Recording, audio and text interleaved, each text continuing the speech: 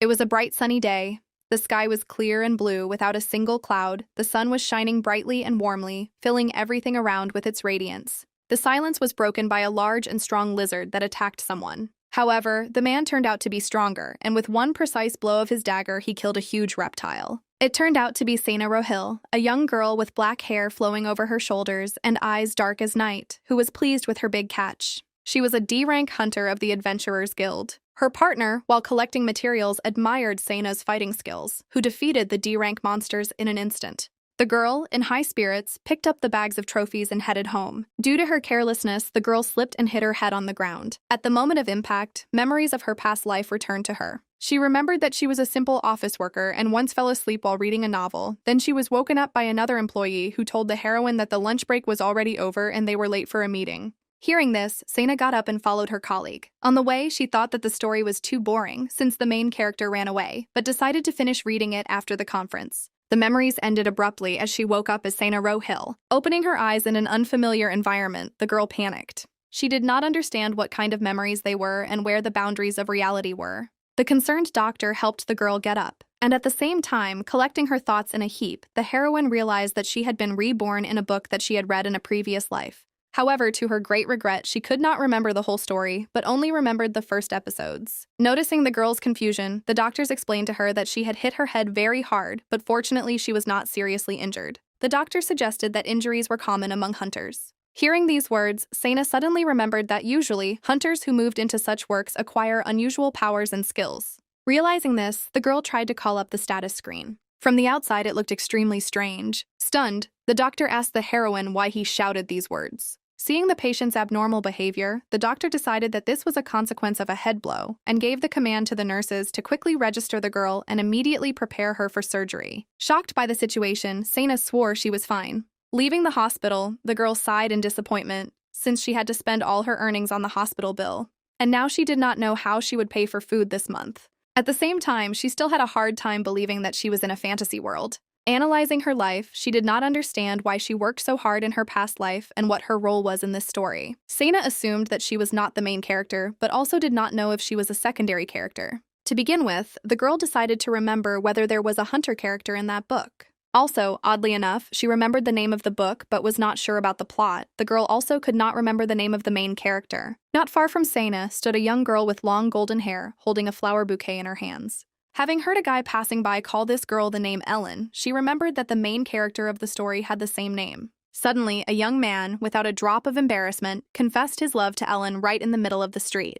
Sena was surprised to realize that her neighbor had the same name as the main character of the book. Suddenly, a description of the main character of that story surfaced in her memory, namely the line that she was a young girl, the owner of a flower shop named Helen Eccles, whom they declare their love for every day. Sena was stunned to realize that all this time she had been living next door to the protagonist. However, having made sure that she had nevertheless moved to the novel, now the girl could not understand why, in this case, she did not have a status screen. All her hopes were shattered, as it turned out that in this story she was just an ordinary neighbor. At this time, an embarrassed young guy asked Ellen to date him. The guy's words confused the girl, but she refused with a reddened face. While the confused couple was in their little world, Sena was shrouded in a gloomy aura. She was extremely unhappy with her role in this universe. So a month passed from the moment Sena's memories returned. During this time, she remembered something about the original work. The story revolved around the search for the main male character. Therefore, Ellen had to listen to declarations of love every day, which the girl politely refused. And every time these insignificant characters left in tears.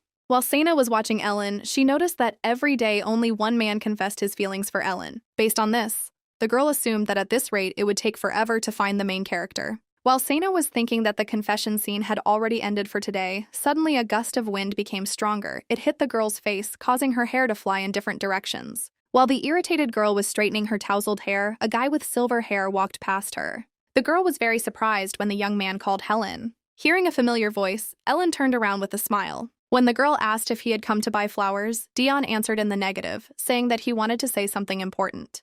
Plucking up courage, the guy confessed his feelings. Ellen was stunned by these words. Without waiting for an answer, Dion ended his confession with a request to marry him. Sena was also shocked by this confession since Helen had already been confessed that day. At that moment, the boring rule that had been followed throughout the month was broken. It was amazing and strange. And the reason for this was a guy who didn't look like an insignificant character at all. Shocked, Sana stood motionless, her eyes wide and her mouth slightly open. She couldn't believe her eyes and ears. The excited guy proposed marriage to Ellen. He promised to give her happiness. However, the girl's heart was not touched by these words. She immediately refused. Dion asked for the reason for his answer. Then Ellen justified her refusal by the fact that they had known each other for only a month.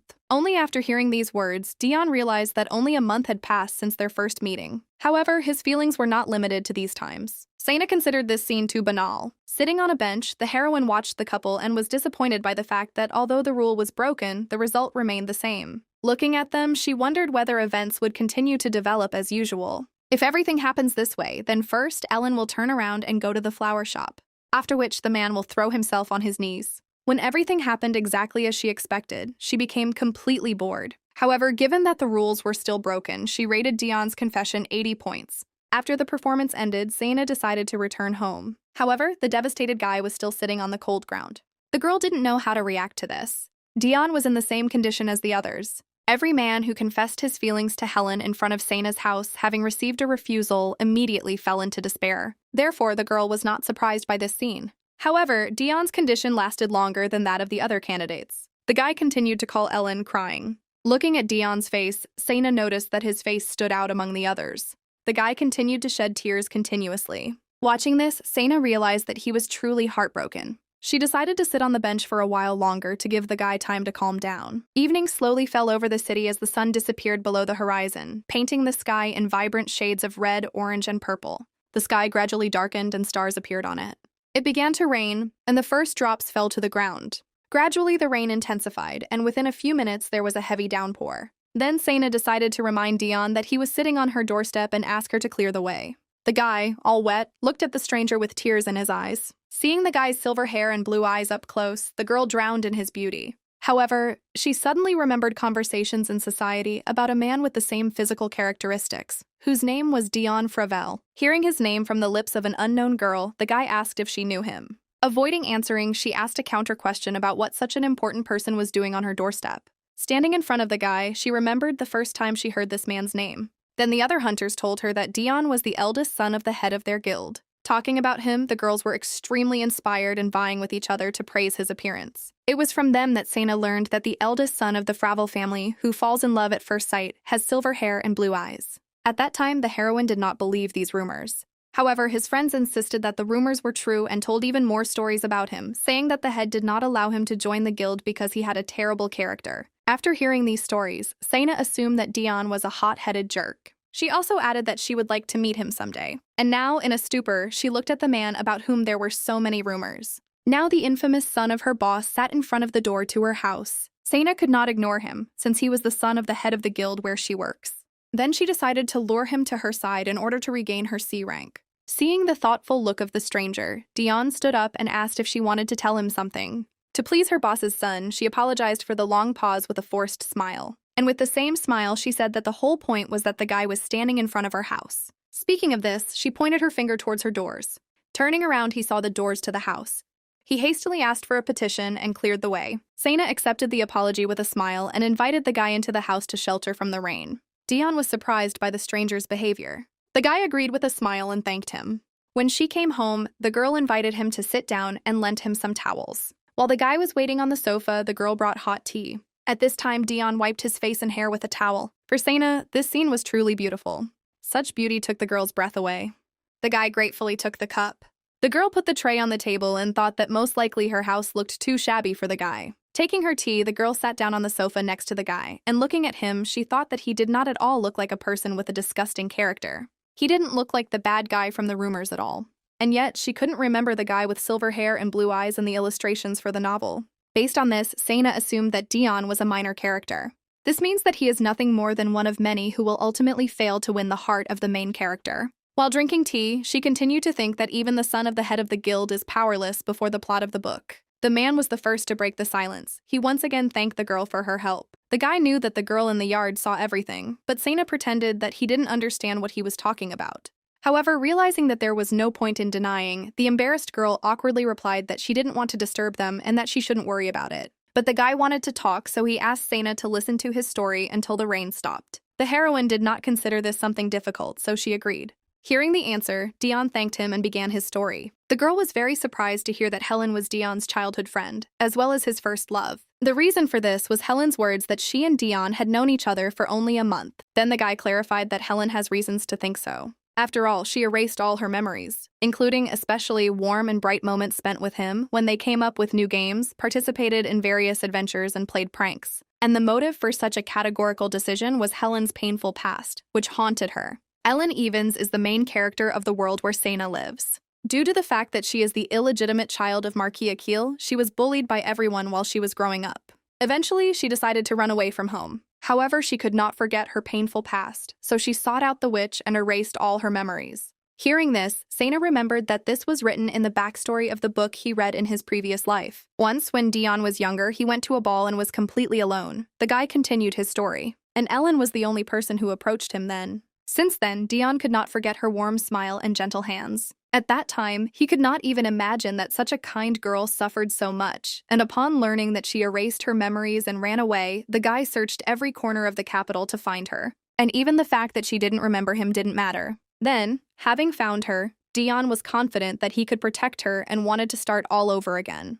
But time passed, and more men came to confess to her, and this, not counting the suspicious man who had been following her some time ago. Slightly agitated, Sana looked questioningly at her interlocutor. Then Dion clarified that the man looked like an ordinary visitor, but clearly had a noble origin. Hearing about this, the girl suggested that perhaps Ellen's family had sent that person, and asked what the guy thought about this. Then Dion replied that he also accepted this possibility, since the people of the House of Euclid were also looking for her, but he was concerned by the fact that at the moment there was no relationship between him and Helen, and therefore, if necessary, the guy would not be able to help her. Hearing these words, Sana realized that this was precisely the reason for the sudden marriage proposal, and thus Dion wanted to become a person close to Helen. In response, the guy simply nodded silently, thereby confirming the heroine's guesses. Having finished his story, Dion noticed that the rain had already stopped, and hastily said goodbye to the door. In parting, Sana tried to console the guy at least a little so that he would not be so depressed. She spoke words of encouragement with a smile. Finally, Dion smiled for the first time in all this time and, thanking the girl again, left. Only after her boss's son left, the girl was able to relax a little. The day was too tiring for her. Having seen off the guest, Sana decided to take a shower and go to bed. Suddenly, the girl realized that when leaving, Dion called her by name. However, Sana clearly remembered that she did not say her name. Morning came in the city, the streets slowly woke up, filling with the noise of carriages and the voices of people. The heroine woke up from a terrible rumble. Due to lack of sleep, the girl flew into a rage. But still, she had to get up.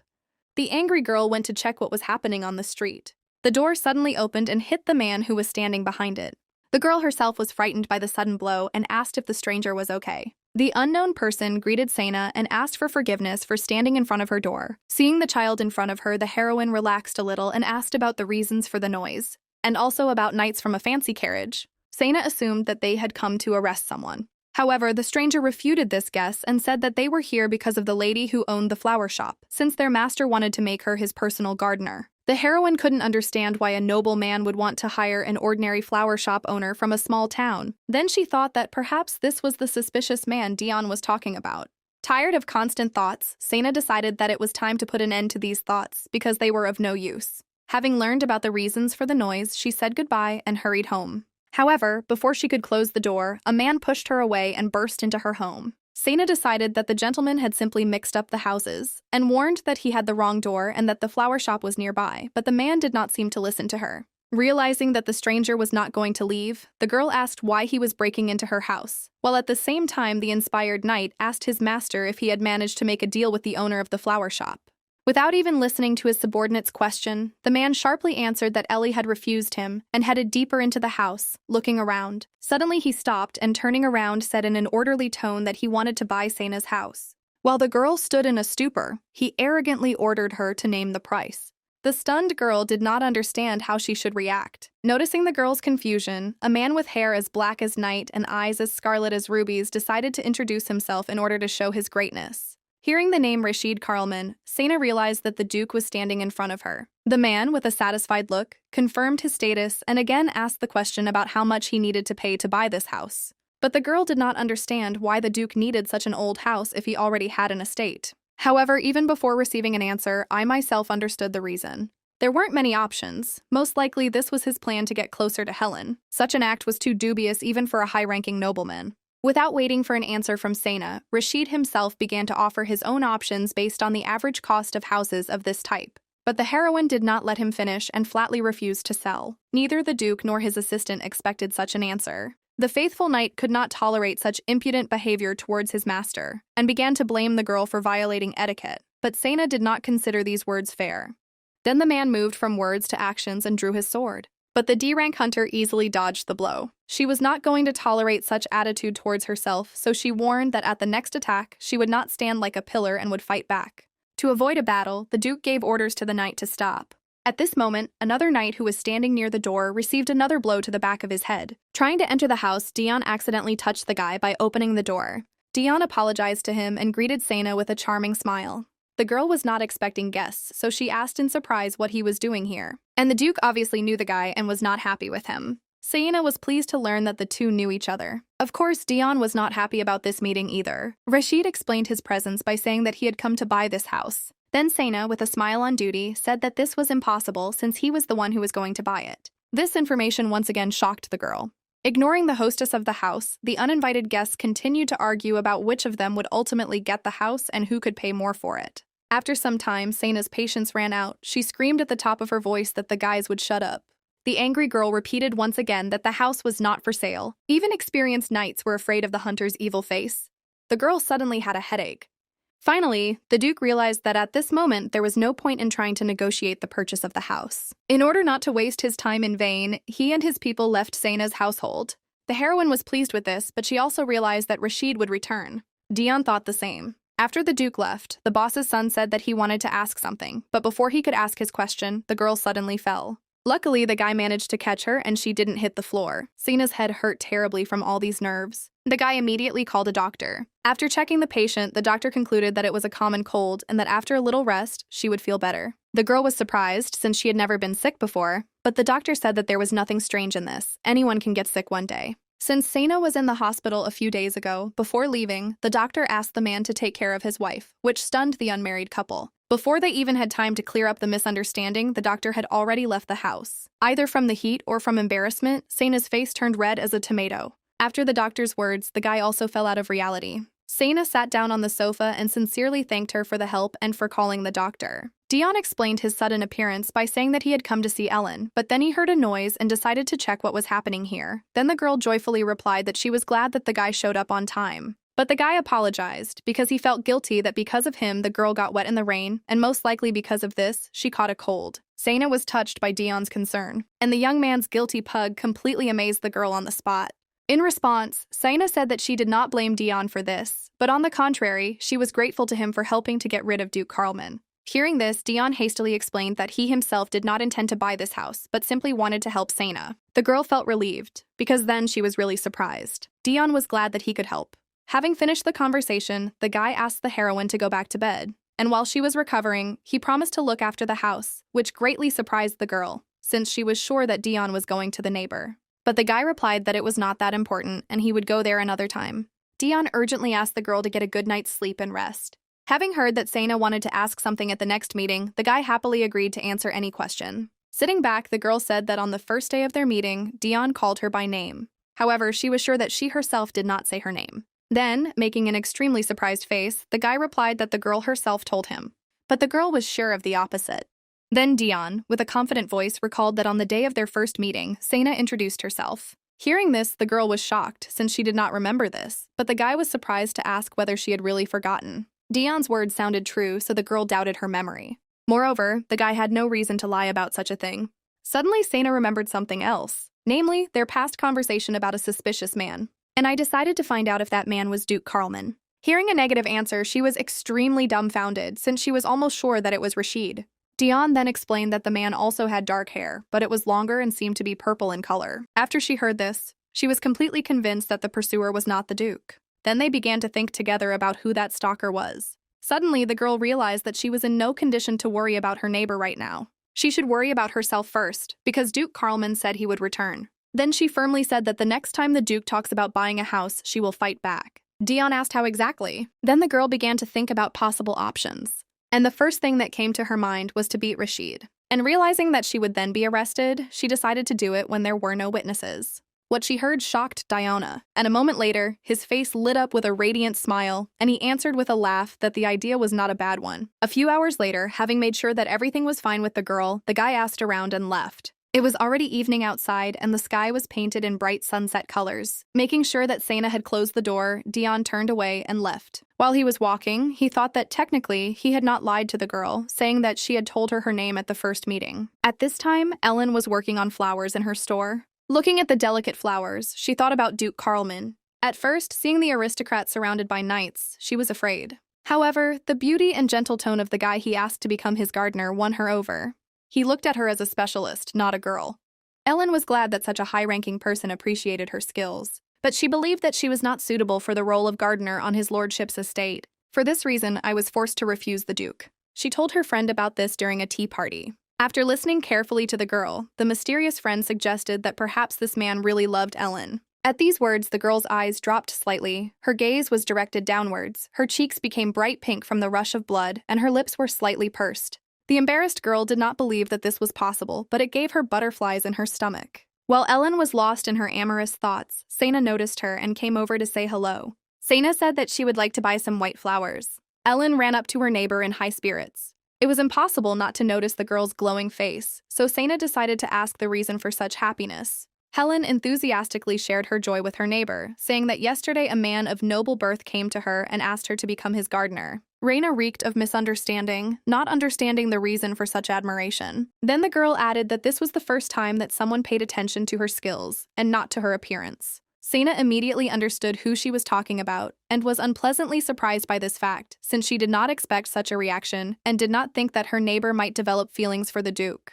However, Ellen, with a slightly upset voice, finished her story, saying that she had to refuse because she was not sure that she could cope with such a responsible job. Suddenly, she remembered that Sana had come to buy flowers, and she ran to the shop to choose white flowers. Looking at the variety of light colors, Ellen thought about which ones to choose. Sana did not have the best opinion of the Duke, so she was worried that he might still return and persuade Ellen, especially since the neighbor was already half conquered by him. At the same time, Sana was on Dion's side and did not want to see him upset again. For this reason, she decided to intervene in this story. Sana put on all her acting skills and said with a depressed look that something had happened that was really bothering her. Hearing about this, as expected, the good-natured Ellen asked what had happened. Continuing her game, Sana pretended that she didn't know whether she should tell her neighbor about this. But she didn't have to persuade for long. She leaned over to Ellen and began to whisper in her ear with an insidious voice, saying that yesterday someone broke into her house. Moving a little further, she clarified that it was Duke Carlman with his people. Then she told in full color, with a little exaggeration, how the terrible Duke demanded that she sell him her house. Hearing how aggressive Rashid acted and that he even threatened Sana, Ellen turned pale with fear.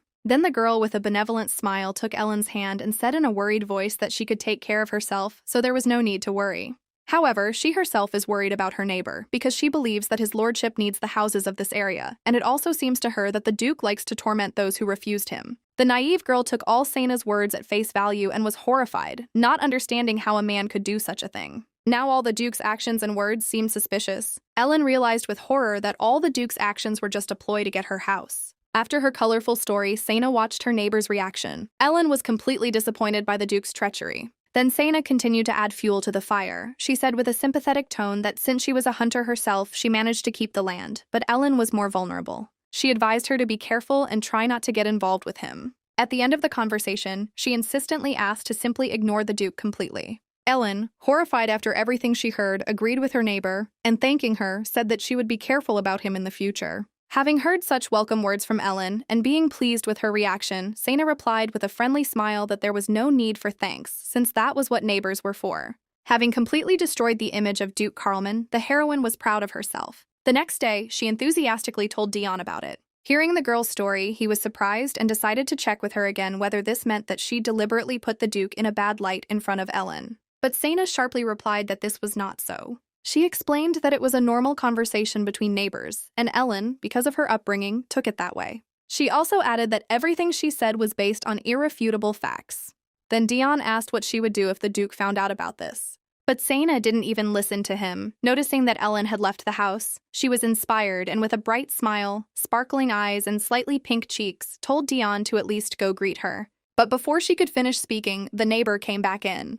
Then, in order to console the seemingly upset Dion, Sana said that next time everything would work out, but the guy only felt awkward. Sana interpreted such a confused expression on her face as depression due to a previously received refusal. She smiled with all sincerity and promised to help him. Suddenly, Dion put his hand on the girl's forehead and it turned out that she still had a fever, but she had not noticed. Dion, with a concerned voice, told her not to do that again, but the heroine did not understand what he was talking about. Then the guy clarified that he meant that Sana should not get in the way of the Duke, just to help him. And, with a dazzling smile, Dion added that he decided to let Ellen go. While the girl was returning home, she continued to think about the words of her boss's son and did not understand how this was possible. After all, he said that he had been in love with Ellen all his life. She wondered how he could give up so easily and was worried that he would cry alone again. Sana remembered Dion's crying face when they first met. She was afraid that maybe even now he was crying somewhere. Continuing to plunge into her disturbing fantasies, she imagined how Dion, not noticing anything in front of him because of the flowing tears for his unrequited love, could encounter bandits,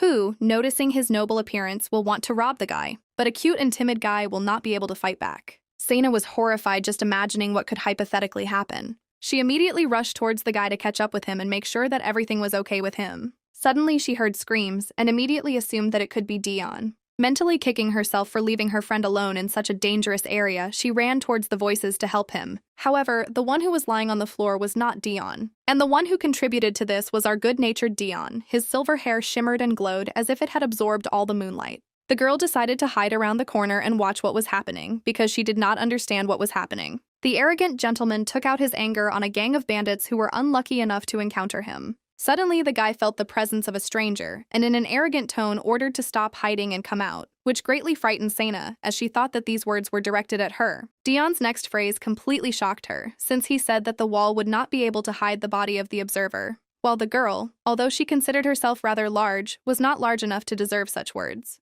While Sana was stunned and did not know what to do, a man came out from around another corner with his hands raised. His name was Turner, and it was to him that Dion had been addressing all this time. When a friend asked why he had been hiding all this time, Turner told him that he looked too frightening and asked in response whether the man on the floor was alive, to which Dion, with an ominous smile, replied that yes, since he was sure that he the guy can take care of that.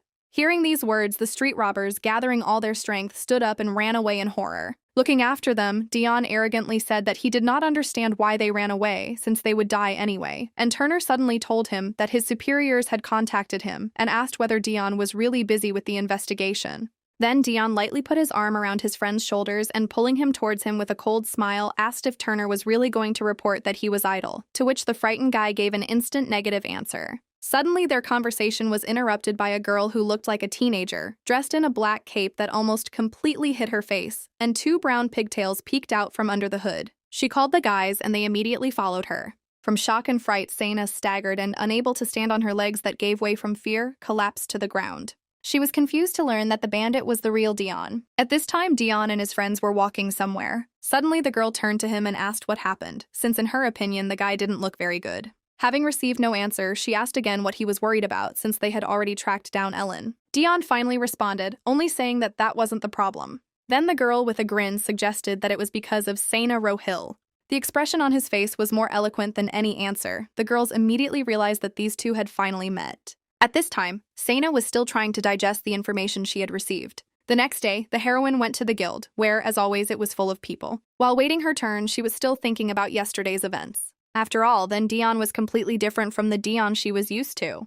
In addition, having heard Turner's words, she still did not understand which authorities were being talked about. Since he is the son of the head, the girl assumed that he could very well be a secret agent of the guild or something like that. While the heroine was immersed in her thoughts, she did not notice how her turn came, and only when she heard the administrator's call, she came to her senses and ran up to the counter. The administrator joyfully greeted the hunter. Sana greeted him back and said that she was also glad to meet you. Assuming that the heroine had come for a new job, Anna hastily began to check the list of orders, but the girl stopped her, saying that she had come to find out something.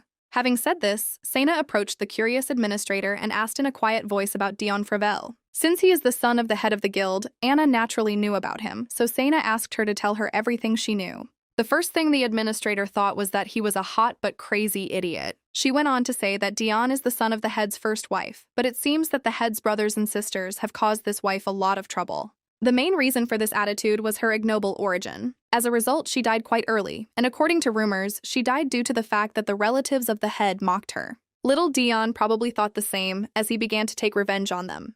There are rumors that Dion stole the bride from the head's younger brother, Salon Fravel. According to the same stories, the engagement of the head's younger sister, Isabella Fravel, was also disrupted by Dion because he stole her fiancé. And it's because of these rumors that people think he's a crazy idiot. From what she heard, Sana was completely out of her mind. She did not understand whether they were even talking about the same person now. Anna summed up her story by saying that the heroine had better not mess with him. Hearing Sana's last words, she panicked because she didn't know that Anna would see through her so easily. But the administrator was quite smart and immediately realized that Sana would not have come all this way out of idle curiosity, so the conclusion suggested itself. She had encountered him somewhere. Anna did not extract details from her, only strongly advised her to stay away from him since he is truly a dangerous person. Sana thanked her for the advice and said goodbye to Anna, finally asking her to let her know if there were any interesting orders. As usual, there were many hunters in the room, but one of them stood out in particular. Anna immediately noticed the newcomer and showed it to Sana. The girl, looking in the direction where the administrator was pointing, saw the Duke. The heroine did not expect to meet him here, and tried with all her might to hide her face so that he would not notice her. She quickly said goodbye to Anna and ran to the exit to quickly leave. All this time, she continued to cover her face with her hair in order to somehow hide from the Duke. Because of this, she did not notice the person standing in front and accidentally crashed into him. Realizing the extent of her guilt, she immediately apologized. But the arrogant hunter was not in the mood for a polite conversation. Sana still did not want to attract unnecessary attention and tried to answer as politely as possible. But Marcel seemed to be deliberately trying to provoke her. However, it was more important for Sana to get out of here as quickly as possible, so she endured with all her might in order to quickly finish and run away. But this made the guys even more impudent, and each time their words became ruder. Not only did they mock her, but they also brought someone close to her into the conversation. The hunters spoke rudely about Sana and made fun of her father's death. She could no longer endure this, and with a sharp tone she said that her father was alive. Then Marcel laughed even louder, saying that this was impossible. But Sana did not listen to the next taunt, and with a terrifying smile asked why the guy starts talking to her every time they meet, since they are not even friends, emphasizing that this is very arrogant of Marcel. And finally, she decided to return all his insults to the guy, telling him to brush his teeth because his breath stinks and that's why all the girls refuse him. This made the guy furious. Then Marcel was the first to show aggression and grabbed the girl by the breasts. He furiously shouted at her, ordering her to shut up. But Sana was calm. She continued to laugh arrogantly in the guy's face, as she was confident in her abilities. Then Marcel lost control of himself and tried to hit her. Sana had no intention of dodging the attack, since everything was going exactly as she had planned, because if the guy hit her first, then all her further strikes would be considered self-defense. But someone grabbed the guy's hand and stopped the attack. He arrogantly pointed out the injustice and cowardice of Marcel. The most surprising thing was that none other than Duke Carlman came to Sana's defense. The hunter became even more angry. He tried with all his might to free his hand and demanded to be let go. But Rashid indifferently ordered to stop leading himself like this, since he could barely hold it anyway. Having said this, he threw Marcel aside. The hunter fell flat on the floor. With his face distorted with anger, he furiously shouted that he would not let this get away with him. Rashid, with a malicious smile, answered Marcel that he was just a small fry. Sana watched all this in a stupor. Having finished the conversation with the hunter, the Duke immediately switched to gentleman mode and approached the girl and asked if she was all right. The heroine did not understand what was happening at all.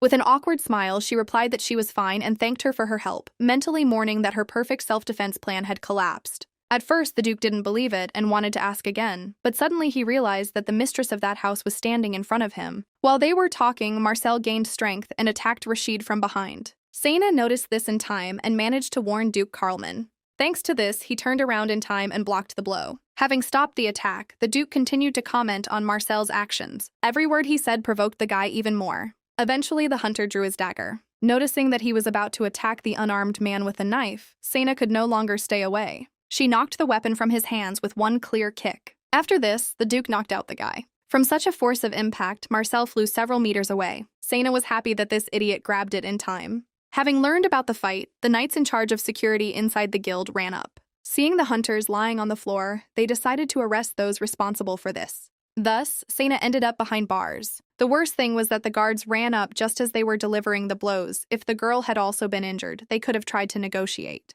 And also, due to the fact that the Duke was without security, he was not recognized and was locked up with the heroine.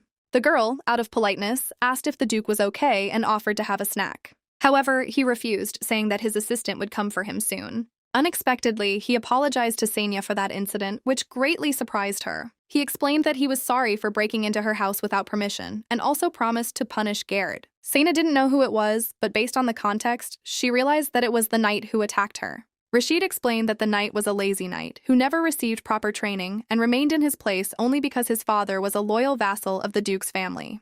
The girl accepted the apology and said everything was fine. She was still in shock from what was happening. Sena believed that most nobles would react differently in such a situation, such as directing their anger at her, or they would continue to furiously shout at the guards to let them out. For example, she recalled the behavior of Marcel, whose family, although noble solely because of the title, but he behaves as if everything is allowed to him. Analyzing this whole situation, she came to the conclusion that the Duke was a strange person. 3 hours later, no one came for Rashid.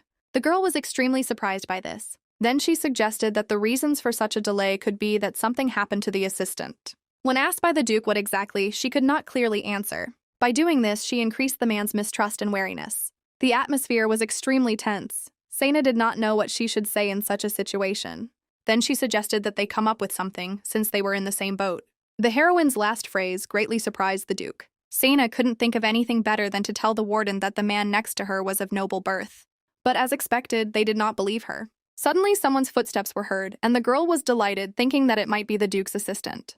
But it was not him. The man said that he had come to Sena Rohill. However, neither the Duke nor the heroine knew who it was. The stranger introduced himself as the butler of the young master Marcel and said that he had come on his behalf to request compensation in the amount of 1 million rupees. The girl was simply shocked by such a sum. The butler began to say that this amount took into account today's damage, as well as other damage that was caused earlier, adding that Sena's father killed the young master's teacher. The girl became furious at these words, and without allowing him to finish, corrected him, saying that it was nothing more than an accident during service. Hearing these words, the Duke also asked what it was about. As it turned out, Alia Asel, Marcel's teacher, was killed while carrying out an order from Sena's father, so the butler and the young master considered him to be the culprit in the teacher's death. However, Sena insisted that Asel agreed to the order as a hunter. But for the vile butler, this did not matter. He only wanted to receive huge compensation. Suddenly, with a malicious grin, he added that he had one more requirement. The condition was that if her comrade agreed to be tied up and beaten by Marcel, then there would be no need to pay, and if he kneeled right now, he could avoid 1 or 2 blows. At that moment, the Duke's assistant burst in. The girl immediately informed him that his lordship was locked in a wretched cell.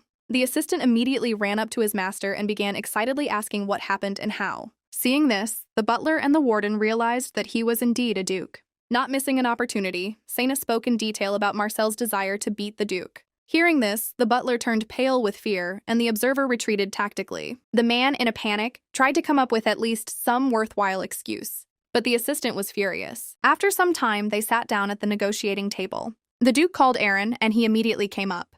The butler and the guard trembled with fear, awaiting their verdict. When the Duke asked what he asked, the assistant replied in one breath that the gentleman ordered not to look for him and not to disturb him when he decided to take a walk alone. But the Duke clarified that this was a different request. Then Aaron replied that he was almost done with this matter. However, he suggested first dealing with the vile types who dared to insult the Duke. The frightened elderly man, barely able to connect a few words, tried to greet the gentleman correctly, as required by etiquette. But Rashid interrupted him and said that he wanted to meet Marcel in person. The Duke, with an arrogant expression on his face, recalled everything that the butler himself had said and added that he wanted to personally check his condition. But the butler could not allow this to happen. Then Aaron asked about compensation. The man immediately replied that they had nothing to worry about. However, the assistant could not end everything so simply. He asked about his young master's desire to beat the Duke. Hearing this, the butler immediately began to deny everything and shifted all responsibility to Sena, saying that she alone must pay compensation. These he caused bewilderment and anger in the heroine. She did not agree with the charges and believed that she was not obligated to pay anything. Suddenly, the Duke interrupted their argument, saying that he would pay on behalf of Sena. The girl looked at the Duke and did not understand what he was trying to achieve. The butler wanted to get money from the heroine. However, seeing the Duke's gaze, he did not dare to object and agreed to accept the money from him. But Sena did not agree with this. The Duke was the last person she wanted to be indebted to. She already imagined how Rashid would force her to sell the house in exchange for the debt, and she resolutely said that she would never borrow from him. Moreover, she did not agree with such a sum, so in an orderly tone she asked the butler to introduce her to Marcel so that she could see with her own eyes what condition he was in. She did not accept refusals from the butler and said that if he did not agree, then she herself would go to Marcel. Sena stood up from her seat and headed towards the exit. The butler immediately rushed after her and stopped her. While they were arguing, the Duke suddenly spoke. He turned to Sena with an upset look, reminding her of her own phrase that as cellmates they were in the same boat. The girl was speechless. She did not know what to answer, because these were really her words. The assistant was surprised by this behavior of his master. He asked him worriedly if he was feeling well. The Duke ordered Aaron to calm down. In the end, they settled on 600,000 rupees, but the girl was sure that everything was fine with Marcel. And the worst thing for her was that the Duke paid. She was worried about her home. Therefore, she turned sharply to the Duke and said that she would not sell the house. But Rashid did not understand what it was about.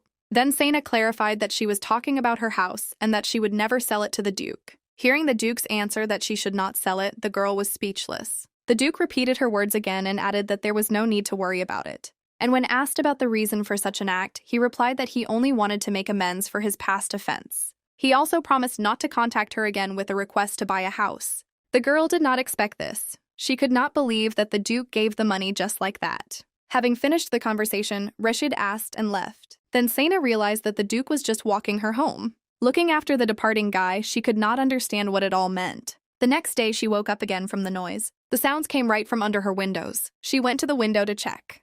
There was a crowd in front of Ellen's house. Seeing the police there, Sena became concerned for her neighbor. She immediately got ready and ran out of the house. She ran as fast as she could to get to Ellen as quickly as possible. But there were a lot of people near her house. They discussed that something terrible had happened. Then, in a panic, she grabbed one of the women and asked what happened in the flower shop. The woman replied that a thief had broken into the house. Suddenly, a frightened scream was heard, and someone said that there was blood. These words took the heroine's breath away. Someone was being carried on a stretcher, and there was indeed blood. Sena was terrified. She was already imagining the worst. The heroine ran up to the police who were carrying a stretcher, but she was immediately stopped. However, she pushed the policeman away and rushed forward. Approaching the stretcher, she pulled off the white fabric from the bottom. One of the policemen was lying on a stretcher with a wounded head. The girl was shocked because she was sure that Ellen was there. A little later, while she was drinking tea with Ellen, she laughed at her for a long time. Sena mumbled embarrassedly, justifying her worries. Then the neighbor said with a smile that she was safe and healthy. However, the heroine still did not understand what kind of commotion there was in the morning. Ellen said that the man on the stretcher was one of the police officers who came to her after she filed a complaint. But upon entering the house, he slipped on the water that the girl spilled and injured himself. And because he was displaced due to the fall that started this commotion, his face was covered. This utterly ridiculous situation seemed ridiculously absurd to the girl. Having finished her tea, Sena asked if they managed to catch the thief in the end, but unfortunately, Ellen replied that the thief managed to escape through the window before the police arrived. She said with a laugh that most likely the robbers ran away because they realized that she had nothing to steal. In any case, the heroine was glad that everything was fine with her neighbor. Ellen also said with a smile that she was lucky as it would have been more dangerous if criminals had broken into her bedroom while she was sleeping. Suddenly, Sena wondered if this episode with the thieves was in the original story. Then she began to reflect on the development of the event if she then agreed to sell her house to the Duke. Sena suggested that in this case, when intruders broke into Ellen's house with the intention of stealing, it would have been enough for Ellen to scream at the top of her voice, and the Duke would have come running at that very second to save her. Then he could immediately win Ellen's heart. Sena imagined in all its colors the scene where the Duke saves Ellen with a gentle smile, and the girl looks at him with loving eyes. Having imagined this, the heroine was glad that she did not sell the house. Seeing the neighbor's worried face, Ellen thought that she was still worried about her and hastened to reassure her, saying that she was really fine, especially since she initially knew that this was not the safest area. Sena herself knew that it was a little gloomy there. Suddenly, she realized that it was in the ill-fated areas that most incidents occur. In other words, this is an ideal location for placing the main character, since in such a place all sorts of troubles will always await her. Realizing this, she also realized that Ellen could be in danger if she continued to interfere with the main male characters. She was worried about whether Dion could protect Ellen alone. Suddenly, Helen gently grabbed Sena's hand and said with a sincere smile that she was glad that her neighbor was next to her. Sena was embarrassed by these words. Then Ellen added that other neighbors had previously come to visit her. It was a real happiness for her to be surrounded by such kind people. Hearing this, Sena felt relieved. However, she suddenly felt someone's presence and hurried to say goodbye to her neighbor to go check. Ellen was surprised by the suddenness. In order not to make her worry, Sana lied that she remembered something urgent, and that's why she was in such a hurry. Finally, she reminded the neighbor to always lock the door and left. Ellen said goodbye to her neighbor with a smile. After Sana left, Ellen continued to admire her kindness. Walking out the door, the heroine rushed after the suspicious man who was watching her and Ellen. The unknown person immediately noticed that they were chasing her and ran away. But Sana almost caught up with her and asked who he was. She sped up to grab it. Using her excellent skills, the girl managed to catch up with the stranger in one jump. She landed right in front of him. Sana easily tied up her pursuer. The criminal screamed that it hurt and tried with all his might to free himself from the grip. The girl demanded to answer the question of who he was. The guy shouted that it was him, but the girl did not understand who he was talking about and why he should pursue Ellen. Then the man said her name, Aaron. Sana did not immediately remember him. The assistant was extremely surprised by this, since they had only met yesterday. After these words, she began to remember something. Suddenly, she realized who it was. Realizing that it was the Duke's assistant, she jumped in surprise. Recognizing Aaron, she released him, and they went to the house the Duke had recently acquired, which was located not far from Ellen's house. Aaron was the first to speak. He hastened to explain himself, saying that he was not a stalker or a thief. Not knowing what to answer, she just smiled awkwardly. Then Aaron added that yesterday they were the ones who drove the thief away and alerted the police. Hearing this, the girl understood the reason why the robbers ran away so quickly. The Duke's assistant said that when they saw them, the criminals were very frightened and fled. He was incredibly proud of his master and himself. Then the girl, interrupting Aaron's heated speeches, pointed out that what the assistant presents as supervision and protection of Ellen is, in fact, nothing more than surveillance and stalking. To the girl's suggestion that the Duke was watching Ellen, the assistant frantically replied that his master was not that kind of person and that Sana had misunderstood everything. Aaron tried his best to justify his master's actions, explaining that Lady Ellen was very important to the Duke, which is why he was trying to be there to protect her. However, the more the assistant jabbered in a panic, the more suspicious he seemed. In any case, Aaron was glad that the lady was safe and sound, but he was still sorry, since they did not have a very good view. That is why they did not immediately realize that a thief had broken into the house. Understanding what Aaron was getting at, Sana immediately made it clear that she was not going to sell her house, once again emphasizing that he will never sell. Having finished the conversation, the heroine said goodbye and left. Arriving home, she continued to wrap her head around the meeting with her assistant. Everything seemed too strange to her. In addition, during the story, the assistant often stuttered, which was also suspicious. After all, it is obvious that this is one of the signs of strong excitement, and besides, he never clarified who the Duke is to Ellen. Looking out the window, she curses all the strange men who are pursuing Ellen. From her house, not only Ellen's house, but also the Duke's house, was clearly visible. He still had the light on, which meant he was forcing his men to stay up just to keep an eye on Ellen. Under such circumstances, it is difficult to believe that there are no ulterior motives here. Suddenly, there was a scream, and the lights in the Duke's house turned off. Hearing this, the girl became worried, as the voice was similar to Rashid's. She immediately grabbed her knife and rushed to help. No matter how suspicious the Duke's actions were, Sana could not simply ignore her cellmate who paid her debt. When the girl reached the house, she noticed that it had become quieter again. Although she thought that perhaps she had come running in vain, she still decided to check. Oddly enough, the door was open, and she easily got into the house. There was some kind of sweet aroma floating around. Suddenly, some sounds were heard again. This feeling was familiar to the heroine. She hurriedly began to look for something in her pockets. Taking out the device, she saw that the indicator was glowing red. However, remembering about the Duke, she put the device back in her pocket and hurried to look for him. Finally, she found him, but the Duke did not look like himself. He was squeezed in the corner of the room and shaking with fear. It was obvious that the man was not himself. He was having a panic attack, covering his ears. He tried to shield himself from extraneous sounds. His mind was in a fog. He muttered something, but his speech was incoherent and meaningless. Seeing this, Sana tried to adjust his feelings, but her attempts were unsuccessful. The Duke simply did not perceive the surrounding reality. Then she resorted to extreme measures. After her blow, Rashid finally came to his senses. At first he was confused. Then he became furious. The girl is stunned to hear the guy's aggressive accusations that she didn't warn him that it was a haunted house. "I'll calm down a little." The guy continued to lament that if he had known about ghosts, he would never have stayed here completely alone. To diffuse the situation a little, the heroine tried to laugh it off and suggested looking for the source of the sound. But the Duke was still scared. He didn't want to deal with ghosts. Suddenly, the girl realized something.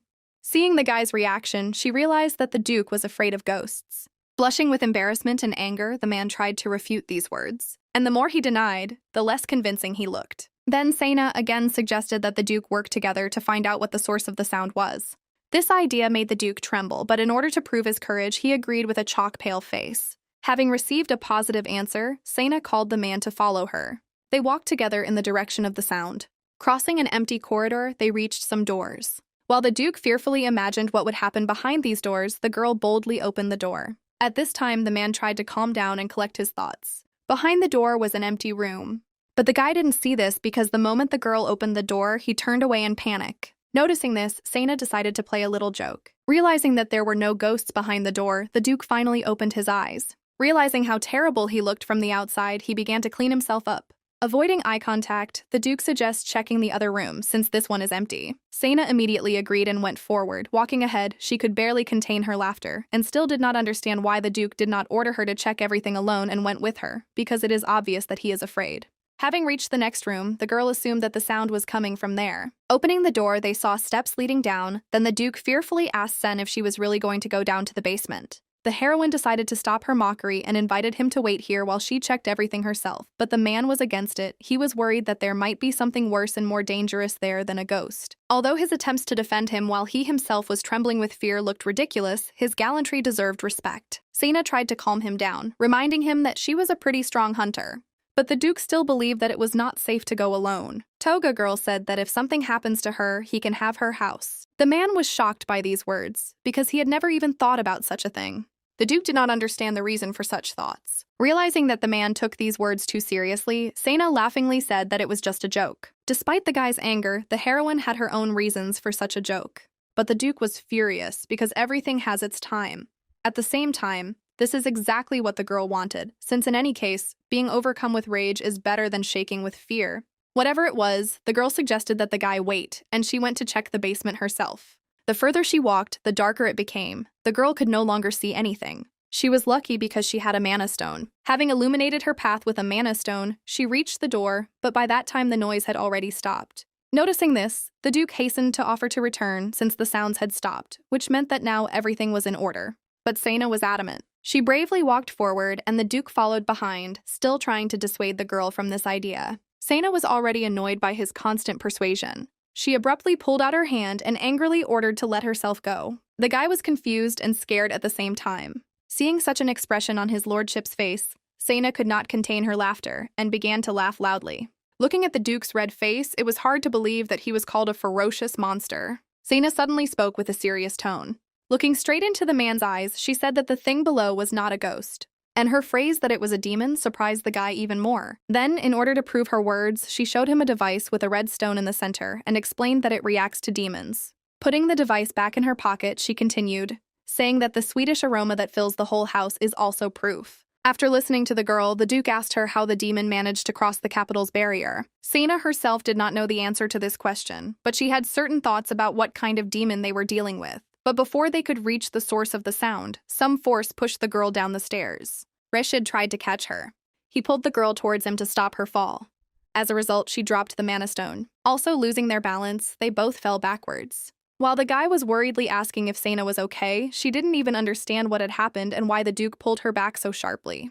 The girl looked at the guy with dumbfounded eyes, not understanding what was going on. Having come to her senses, she abruptly jumped up and asked what the Duke was doing. Then the man explained that even though there was a simple gust of wind from an unknown force, there was no point in it, because they were in a closed space with no windows. The girl did not pay attention to the Duke's concerns and moved on, deciding to start looking for her mana stone. The stone rolled into the basement and lay next to the golden-haired girl. As Sena got closer, she noticed that the girl looked like a creepy version of Ellen. At first glance, she realized that it could not be her neighbor. Following the heroine, the Duke also entered the basement, and when he saw the evil copy of the beautiful Ellen, he was terribly frightened. Sena immediately noticed a hint of fear on Rashid's face, and she couldn't miss such a great opportunity to mock the Duke.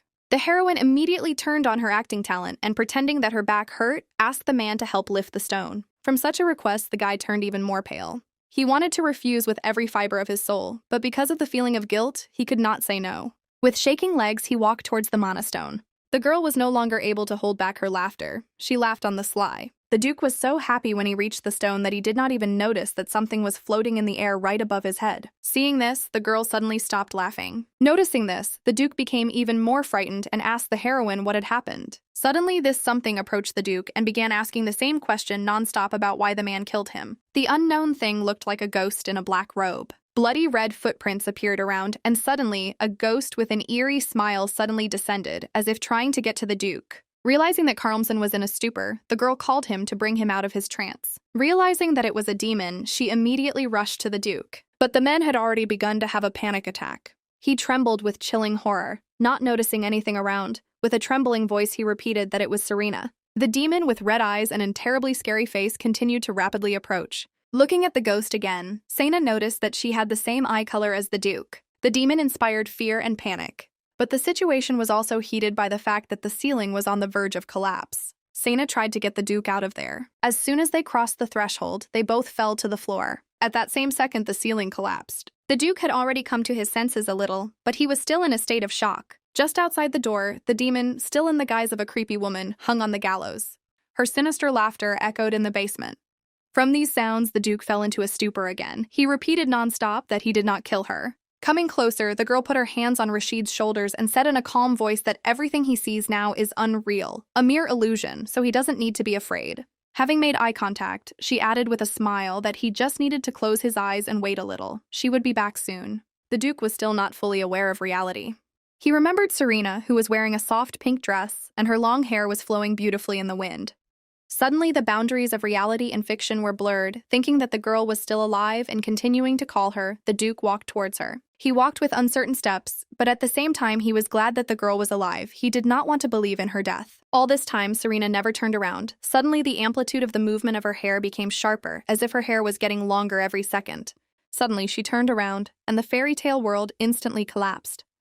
The girl, with a creepy face and an ominous voice, continued to blame the Duke for her death. The man continued to make excuses, repeating that it was not him. Unexpectedly, Sena returned with good news. She reported that she had caught a small demon, and once again explained that everything that the Duke had seen all this time was just an illusion. Stretching out her hand, she showed her prey, clarifying that it was an avilakas, a rather rare species of demon. She explained in detail exactly how these little pests operate and how they get nightmares from their victims, and how they project them into the real world as an illusion. Remembering that these demons love to eat fingers most of all, the girl hurriedly began to check the Duke's hands. Sena also added that the incident with the wind was also just a trick of these small creatures. The stunned Duke asked only one question: how Sena managed to defeat the demon. The girl explained everything by saying that she is a hunter and specializes in demons that control the mind.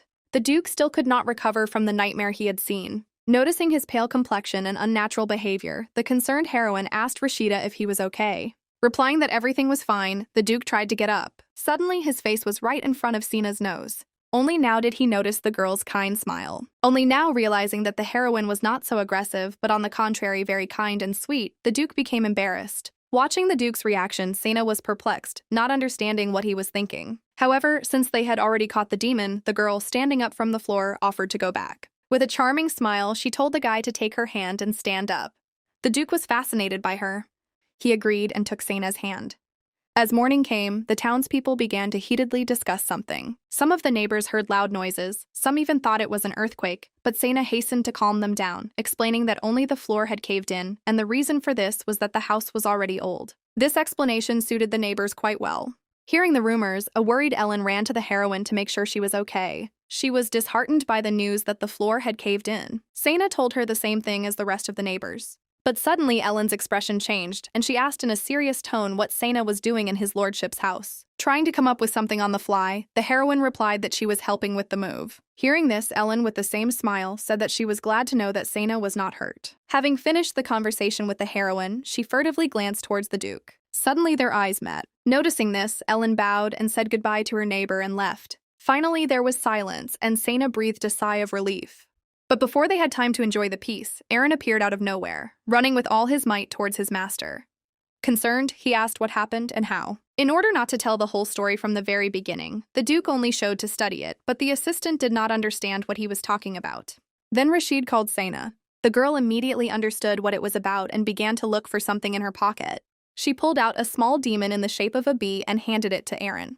The Duke signaled to his assistant to take the demon away. Looking at the small thing in his hands, Aaron still had quite a few questions. But the Duke ordered him to return to the estate and study it and also call a doctor. At first, Sena didn't understand why the doctor was needed.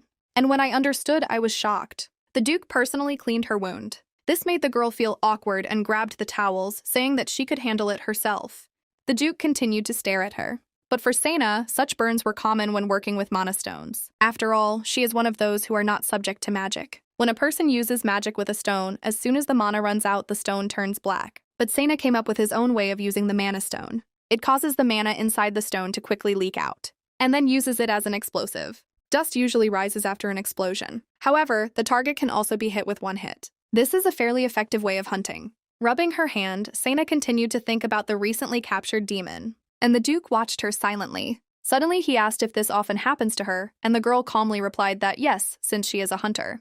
But most of all, Rashida was surprised by the phrase that Sena no longer owed him anything because he did not understand what kind of debt he was talking about. Then the girl explained that she was talking about the day when the Duke helped her get out of prison. Then the Duke agreed with a smile, thanking him for his salvation. He also added that from now on the girl can count on his help.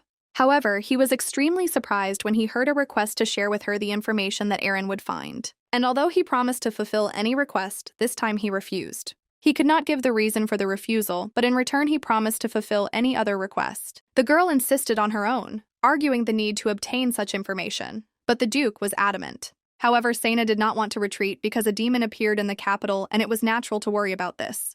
But even this reason was not enough for Duke Carlman. Having received another refusal, the girl became seriously angry. Their conversation was interrupted by Aaron, who brought the doctor. However, as soon as he entered, he immediately noticed the overwhelming and tense atmosphere between the two. This made the assistant and doctor feel uncomfortable and awkward. They froze in place and did not know how to act in such circumstances. And when they heard the girl's angry cry that everything was fine, they jerked in fear. The Duke continued to maintain an imperturbable expression on his face, showing with all his appearance that further disputes had no meaning. Having finished the conversation, Sena still allowed the doctor to give herself first aid. On the way home, she continued to think and analyze what had happened over the past couple of days. In particular, she was haunted by thoughts of a demon who managed to cross the capital's barrier. Suddenly, she felt someone's presence right behind her. The heroine turned around sharply to check who it was, because the unknown person managed to get so close unnoticed.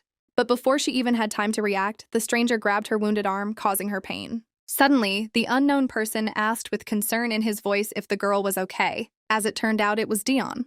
However, for some reason, when she saw him, the girl did not calm down, but rather felt some awkwardness. Scenes from that night flashed through my mind. At some point, she even turned pale from worry. Dion, not knowing the reason for such a reaction, became even more alarmed, thinking that she was wounded. The girl continued to think that now the man looks completely different. It was as if they were two different people. Having collected her thoughts, Sena answered with an awkward smile that it was just a small problem, but the answer did not satisfy the guy. He was still worried and questioned about the details. Then the heroine remembered that Dion was the son of the head of the guild and suggested that he might have heard something about demons. Taking advantage of the situation, she invited him to a conversation. They went to a restaurant to continue their conversation there. Sena showed with all her appearance how much she liked the food. Dion was pleased with this reaction. During lunch, they discussed the appearance of a demon in the capital. Unlike the Duke, Dion immediately agreed to share information if he found out anything. Looking at the guy's elegant behavior, Sena still couldn't understand what happened that night and whether that arrogant man was Dion. Suddenly, Dion started talking about the Duke. He asked Sena not to help Rashid anymore, or even better to stay away from him.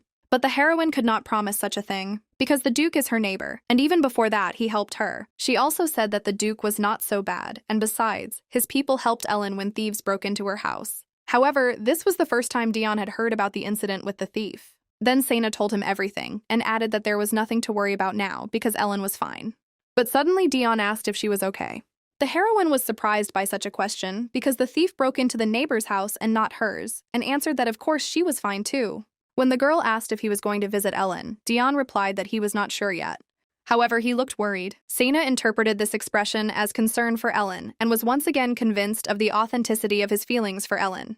Continuing to live irritably, she thought that if all this was really a pretense, then he was a brilliant actor. Suddenly, the man's expression changed. He invited the girl to eat her portion, which he cut in advance since she had injured her hand. The girl gladly gobbled up the food on both cheeks and was touched by Dion's kindness. In the end, all that mattered to her was how the guy treated her, and it was okay even if he had another side. Dion watched Sena with joy. When the guy asked what he would do after lunch, the girl said that she would most likely go to the library to look for information about the demons that had appeared in the capital. Then the guy offered his help. But the girl hastened to refuse because she was embarrassed to rely on him so much. However, Dion, with a dazzling smile, reminded her that her arm was injured and she would most likely need his help. Sena to some extent agreed with him, so after some thought, she agreed. After finishing lunch, they came to the library. Sena walked ahead and Dion followed, although this was not part of her plans. Originally, she was going to question the guards. However, with Dion, she would be very noticeable. In addition, he could help Sena meet with the mages from the Adventurers Guild in the future. With an evil grin, she made plans for the future. The administrator greeted them at the library and asked them to show their IDs. Sena showed her D-rank hunter card. Dion also showed his document. The librarian was delighted with his beauty.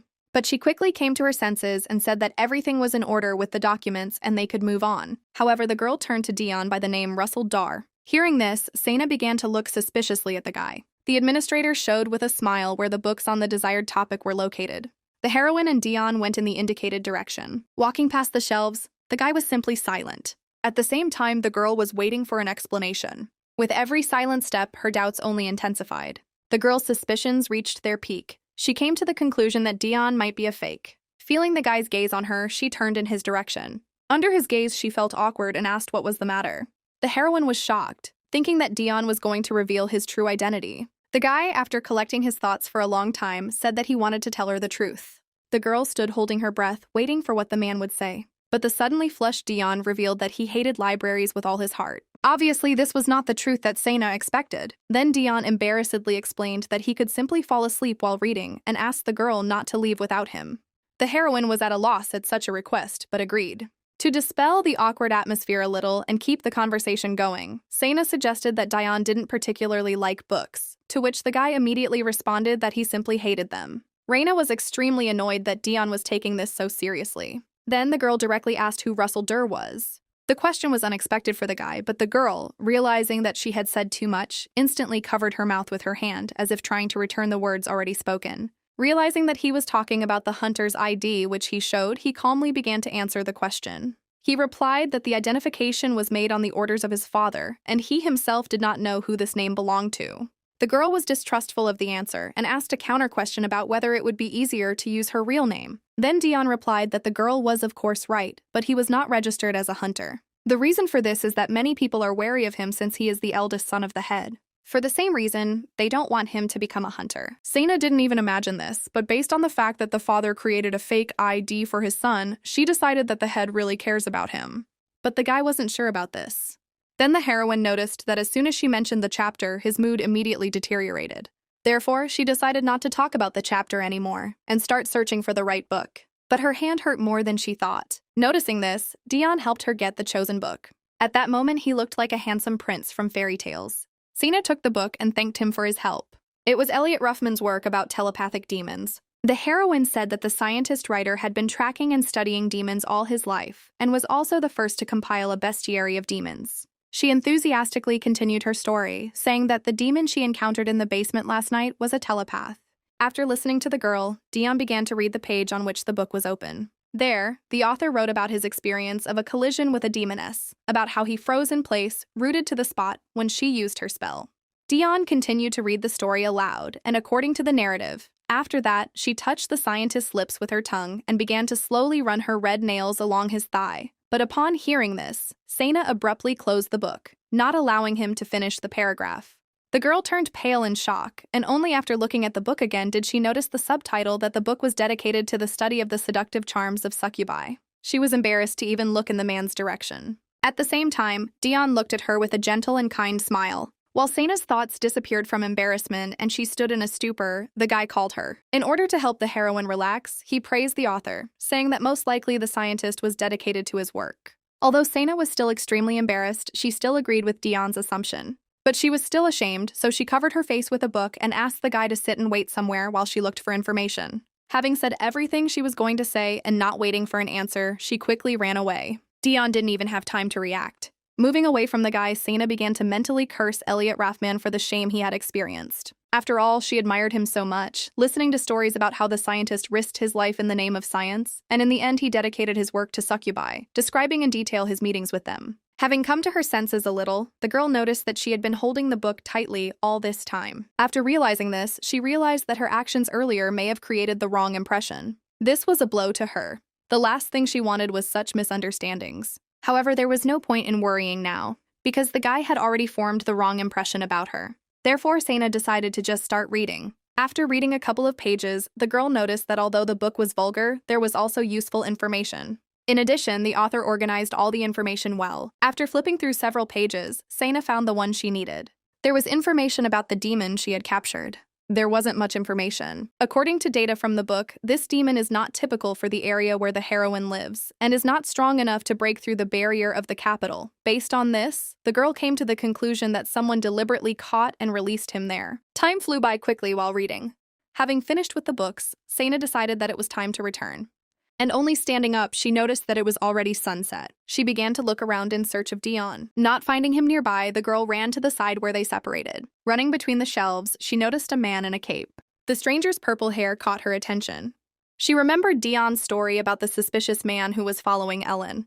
Then Sana assumed that this was the unknown person. While the heroine was watching him, the suspect hurriedly left somewhere. Having followed him, she saw that the stranger was entering the area with prohibited books. Then her fears intensified even more. After all, there was a high probability that an unknown person was watching Ellen with the aim of harming her. Therefore, in order to protect her neighbor, Sana began to keep an eye on the suspicious guy. But he just walked between the shelves. Since the use of magic in the library is prohibited, Sana was sure that if she had to fight with him, then victory would definitely be hers. The stranger abruptly changed his direction.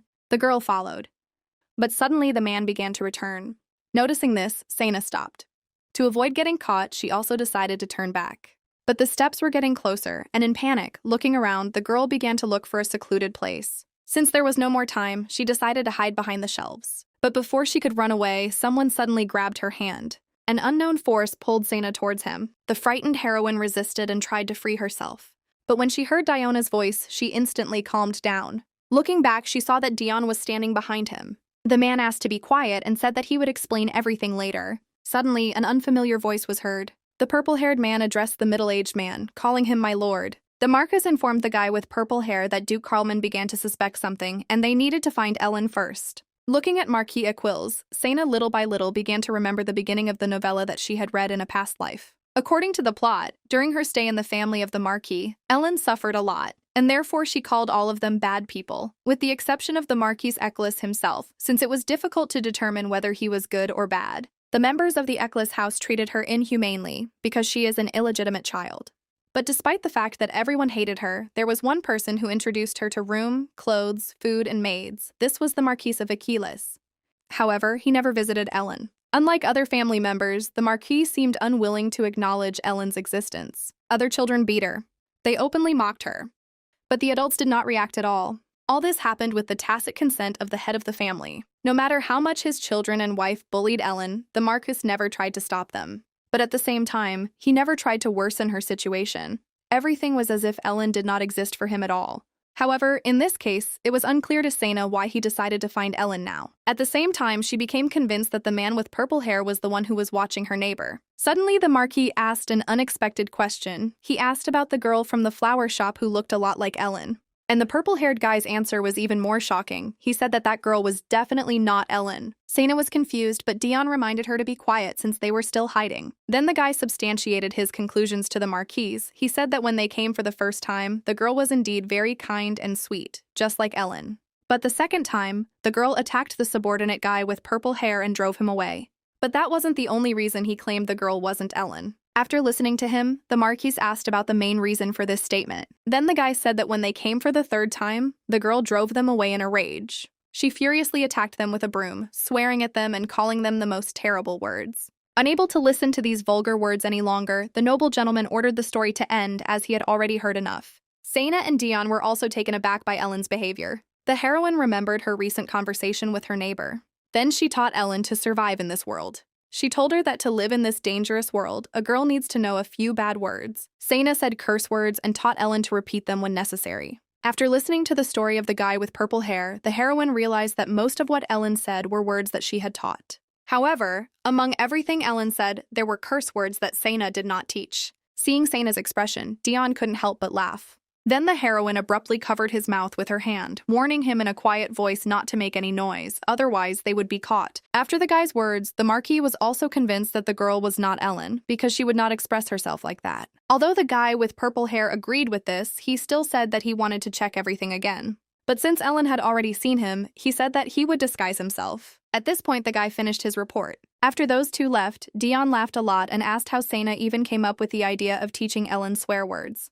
The heroine was surprised, not understanding how the guy knew about this, but he explained that Sena had it all written all over her face. Then the girl explained that she taught it only for the purpose of self-defense, so that Ellen could use it against the Duke and his people, and although the girl used this knowledge under other circumstances, it still had an effect. These words made Dion even more cheerful. He also noted that it was undoubtedly effective. Then the embarrassed Sena said that since Dion liked everything so much, he should pay her. The guy liked this idea, and he rushed to look for the wallet. Seeing this, the heroine rushed to stop him, clarifying that she was just joking. Then Dion pretended that he did not understand this. However, a moment later, he laughed again, saying that he was also joking. Looking at the guy's carefree laughter, Sena remembered something. She asked if Dion was worried. Seeing the confused expression on her friend's face, the girl clarified that the point was that the Marquis was looking for Ellen, and perhaps he would try to get her back. But the guy wasn't particularly worried about it. Sena found Dion's attitude too careless. Then, thinking that since Ellen lived next door, it would be unsafe for her if dangerous people were hanging around her neighbor, Sena decided that if push came to shove, she would kill them all. After all, their actions could affect her home too. Dion, as before, watched the heroine with tenderness in his eyes. Noticing the guy's gaze, Sena asked why he was looking. But the man only replied that he was simply at ease and having fun with her, which greatly surprised Sena. And to the heroine's question about what he was going to do after everything, Dion replied that he had not decided yet. The girl nodded automatically in response, but suddenly realizing, she asked in shock how he could not think about it and what about his feelings for Ellen. The girl was simply dumbfounded by Dion's indifference. Having finished the conversation, the guy got up from the floor. He justified his behavior by the fact that Ellen was safe next to Sena and offered, since they had already finished all the business in the library, to take her home. The heroine looked at him and did not understand what was wrong with him. The guy, holding out his hand, waited for her answer. The next day, Sena decided to consult with the administrator at the guild. After listening to her friend, Anna suggested that either the guy no longer loved that girl or he simply decided to forget everything and move on. The heroine still did not understand why the guy made such a decision.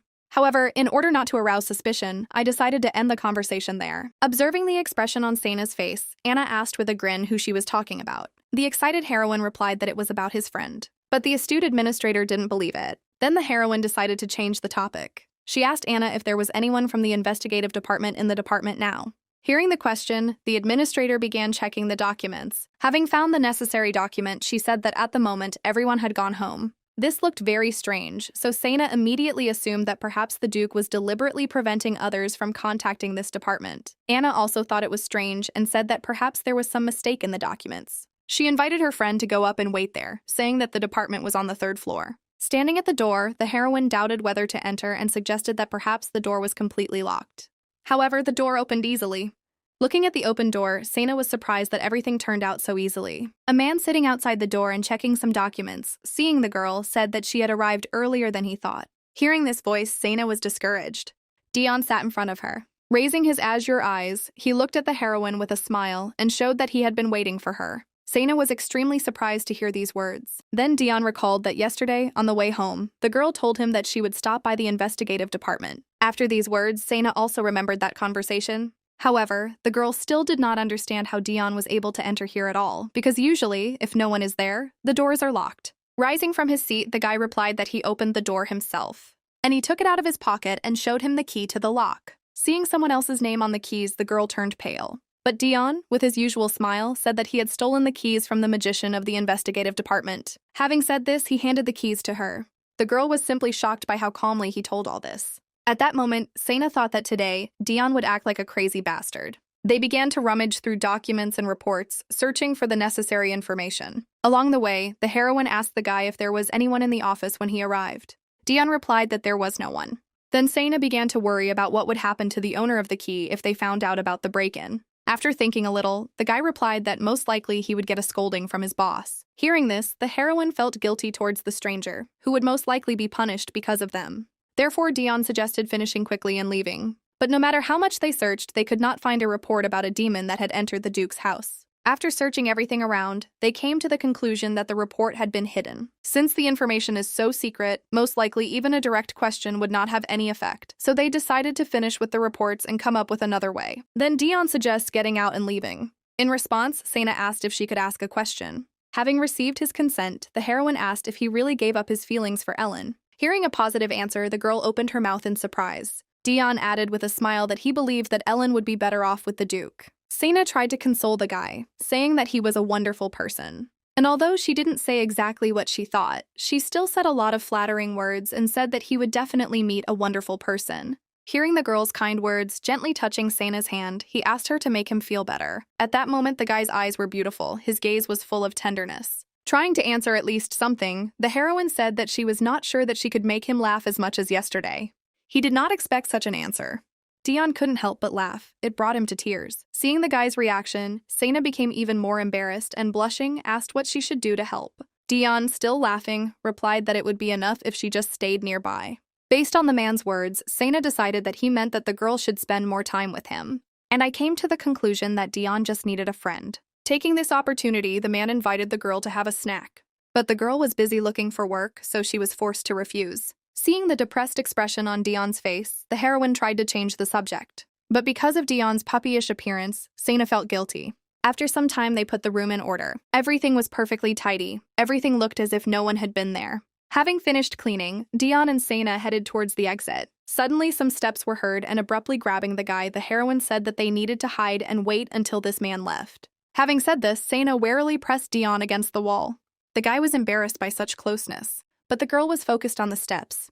After some time, the footsteps died down, and she reported this to Dion. Realizing that they were safe, she exhaled with relief and looked angrily at Dion. Sana was angry that the guy was just trying to get out without thinking about the fact that they might get caught. Dion tried to justify himself, saying that in this case they could have lied, saying that they came here on business. But the answer did not satisfy the girl. She was furious, because it is obvious that no one would believe such nonsense. However, remembering that her boss's son was standing in front of her, Sana mentally calmed herself down. Coming closer, she asked as calmly as possible if Dion knew that he had a rather attractive appearance. She explained her words by describing the guy's appearance. His shiny silver hair, clear blue eyes, and damn attractive facial features stood out from the rest. And even that librarian was delighted with Russell Durr. Hearing such a high assessment of his appearance, the guy involuntarily laughed. This made Sana furious again because she was talking about a serious topic. But the guy was glad to hear that the heroine thought he was handsome. In any case, he promised to be more careful in future. In return, he asked the girl to keep her promise and be there. Remembering their recent conversation, she agreed. Sana promised that she would try to keep her promise. The next morning, waking up from the knocking of doors, the sleepy heroine opened the door. A cheerful and happy Dion stood on the threshold. He happily invited the girl to dinner. The girl didn't think the guy would come so early, but given that it was already midday, Dion had no intention of leaving. He abruptly grabbed Sana's hand and pulled her along with him with a smile. The next day, Dion came again, but this time an hour later, he promised with puppy eyes that this time he would not forcefully drag her along with him. And a day later, the guy returned again. This time he invited Sana to the pastry shop. For a couple of days, he came every day and invited the heroine somewhere with a smile.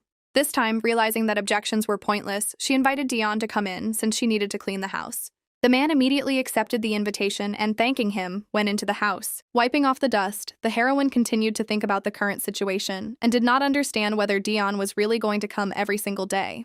Her thoughts were interrupted by a sudden knock on the door. Since Sana said that she was not expecting anyone today, Dion offered to open the door himself. Duke Carmen stood on the threshold. Seeing him, Dion sharply slammed the door. But still, he had to open the door and invite the Duke into the house. Sana felt uncomfortable due to the oppressive atmosphere between the Duke and Dion. However, she tried to remain calm because this is her home. Hearing the Duke say that he had come to propose to Sana, Dion abruptly interrupted him by answering no. Rashid was indignant at Dion's tactlessness because he was not addressing him, but the guy continued to bicker, and for some time, forgetting that they were in someone else's house, they argued. Finally, Sana's patience ran out, and she reminded the uninvited guests that this was her home. Hearing the heroine say that she would throw them out of her house if things continued like this, they immediately remained silent. Sana was pleased with herself because she managed to show who's boss. Having achieved calm, she turned to the Duke with a question about what his proposal was. The Duke said that the basement of her new house was not in the best condition, and not only the basement.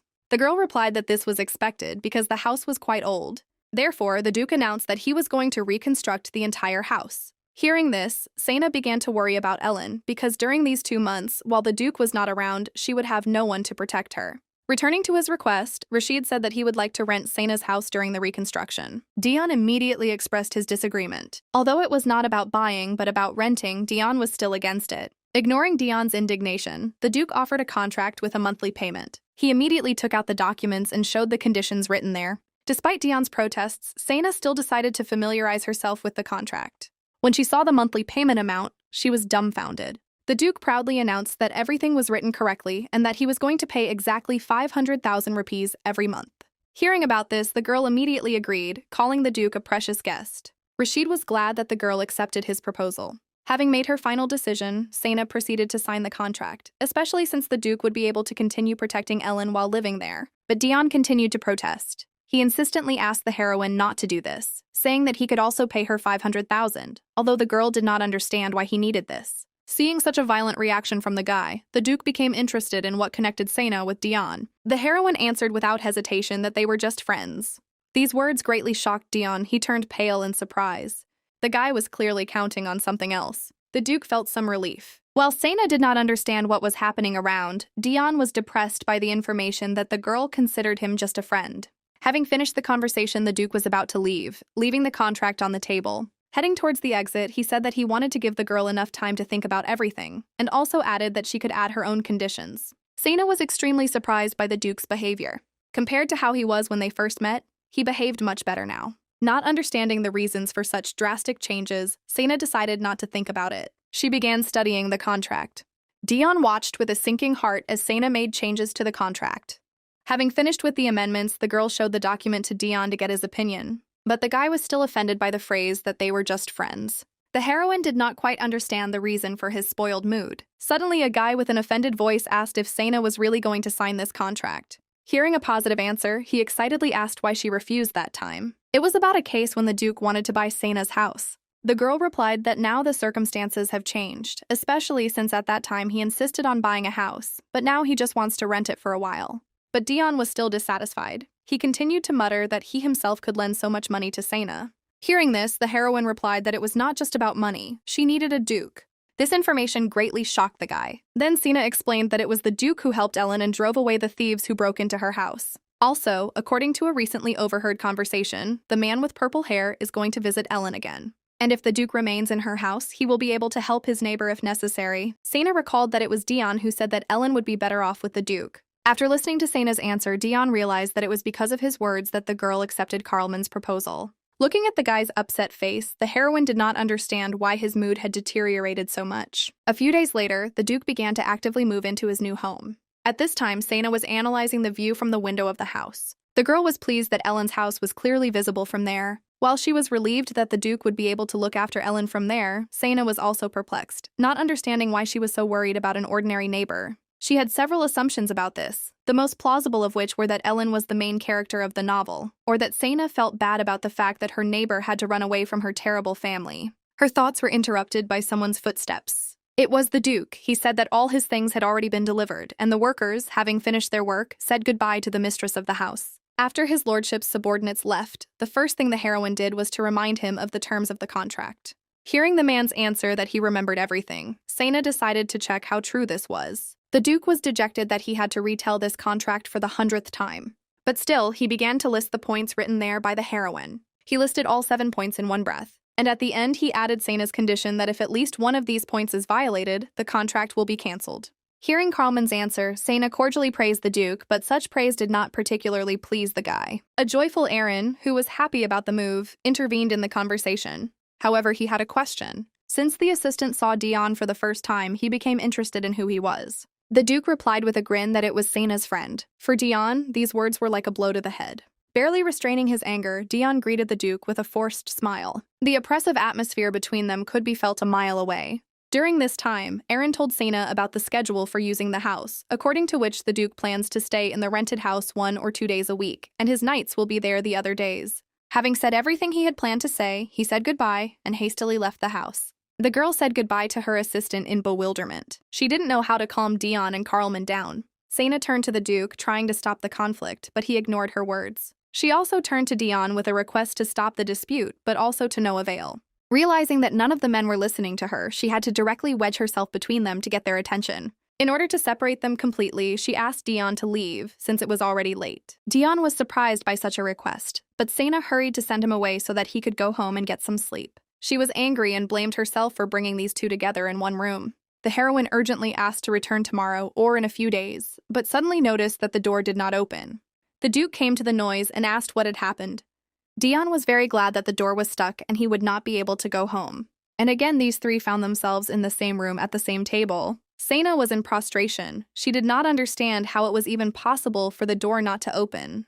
The Duke clarified that not only the door, but also the windows do not open, which creates the feeling that they are inside some kind of barrier. Dion was extremely pleased with the current situation. Thus, three people sat at a round table, one of whom was happy, the second was dejected, and the third was angry. The Duke and Sana immediately thought that this could be another demon, and taking out the device, the heroine decided to test this assumption. They were shocked when their hypothesis was confirmed. None of them expected this. The stone on the device glowed bright red, which meant that a demon was hiding in the house, but how long he had been there was impossible to determine. Seeing the expression on the heroine's face, Dion became worried and asked if she was okay. For Sana, it was a home filled with treasured memories. She swore to herself that she would protect this place. Sana silently stood up from her seat and headed somewhere. Seeing how the girl hit the window with all her might, the guys jumped up from their seats excitedly. The heroine explained her behavior, pointing out that even after such a strong blow, there was not a scratch on the glass. Which means only one thing: the demon locked them there, since it is easier to devour live prey that is locked up. After some time, the temperature in the room increased greatly. The heroes turned red from the heat and had difficulty breathing. Sana could barely put together a few words. According to the heroine, it was all arranged by a demon. Hearing that this was a rather rare type of demon, Dion asked how Sana knew about it. The girl replied that she read it in a book. It was about a book that he and Dion found in the library. The Duke did not understand what book he was talking about. Then Sana said that that book talked about a demon who likes to steam his victims before consuming them. There was also information about the demon that they found in the Duke's house. Noticing the tense atmosphere between Sana and Carlman, Dion brought them water to cool down a little. Having received cold water, the heroine was delighted. When asked where he found the water, Dion sheepishly replied that he had a few tricks up his sleeve. He showed off his magic with pride. Sana was delighted. A guy created fresh water out of nowhere. The water was tasty and cool. While Dion was drinking water, the girl noticed some kind of symbol, similar to a tattoo, that appeared on the man's shoulder. Having refreshed himself, Dion advised the heroine to also drink before the water warmed up. Sana happily thanked Dion. She immediately drank all the water. After that, she felt better. The Duke was dissatisfied, since one glass of water was not enough to refresh him. Dion did not like the guy's ungrateful tone, and he said that if the Duke needed water, he should ask politely. Carlman objected to this. For him, it was humiliating. Before the conflict escalated, Sana interrupted them, reminding them that they needed to focus on finding the demon in the house. The heroine said that according to the information from the book, this demon will not come out until they die from the heat. However, since this was her first time encountering this, she didn't know where the demon might be hiding. All this time, the Duke looked at Sana in admiration. But when they met their eyes, the guy turned away in embarrassment. Then the girl turned to Dion, asking if he knew anything about this demon. The man replied that he knew little about demons, since he had never had to fight a demon. At that moment, Sana noticed that Dion is really strange, because all that is said about him is that he will act like crazy. There are no other rumors about him. Also, although Dion rarely appears in high society, he somehow knows the Duke. Realizing this, she suddenly asked how Carlman and Dion knew each other. Dion replied that he first met the Duke at Sana's house. Carlman answered differently. He said that they had already crossed paths before, and one of his acquaintances said something about him. Dion asked with interest what exactly they told about him. The Duke replied that he had been advised to beware of him. Dion, with an ominous smile, only said that it was clear.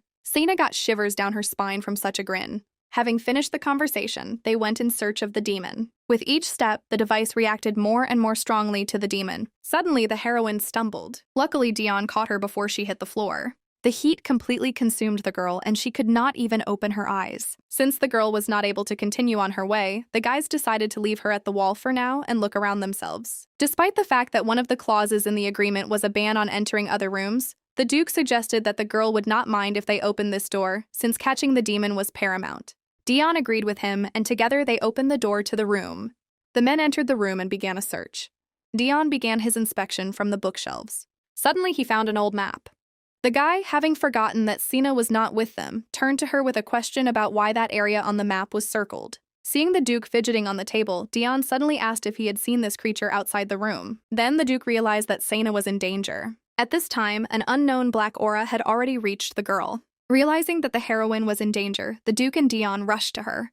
By that time, the demon had already swallowed Sena. However, there was one problem. The demon's body was invisible to the eye, so it seemed that the girl was floating in the air. The Duke, drawing his sword, walked towards her. Assuming that the heroine was in the monster's stomach, the man tried to determine the location of the head. Having calculated the approximate location, the Duke struck, but he missed and only cut off his tongue. At the same moment, the demon regained visibility, but its tongue grew back. Dion also joined the attacks. He directed an ice magic attack at the demon, but the monster skillfully recovered from all the blows. In the end, he managed to escape. The guys ran after him, but were exhausted before they could catch up with him. Dion and the Duke knew that the longer they delayed, the more likely it was that by the time they found the demon, the girl would already be digested. For better results, they decided to develop a plan first. Dion suggested playing on the monster's hunger and making the Duke a bait, and when he opens his mouth to swallow him, Dion uses his magic. Carlman was obviously not satisfied with this plan.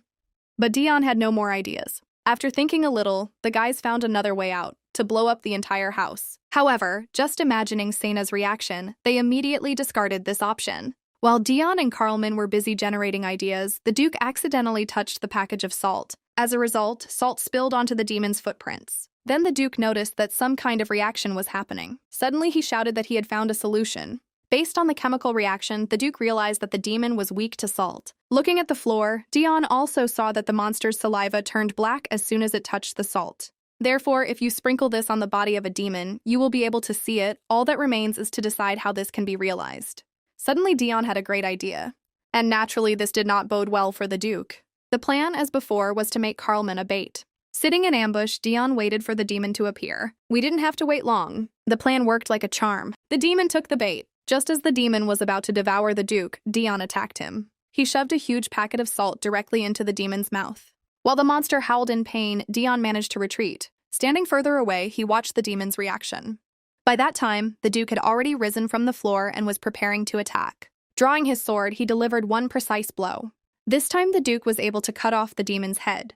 Working together, Dion and Carlman managed to defeat the monster. However, it was unclear what happened to Sena. Concerned, Xian walked towards the demon's body. Coming closer, the guys noticed that the tail of the already dead monster twitched. As expected, the demon had regenerative abilities and had already begun to grow a new head.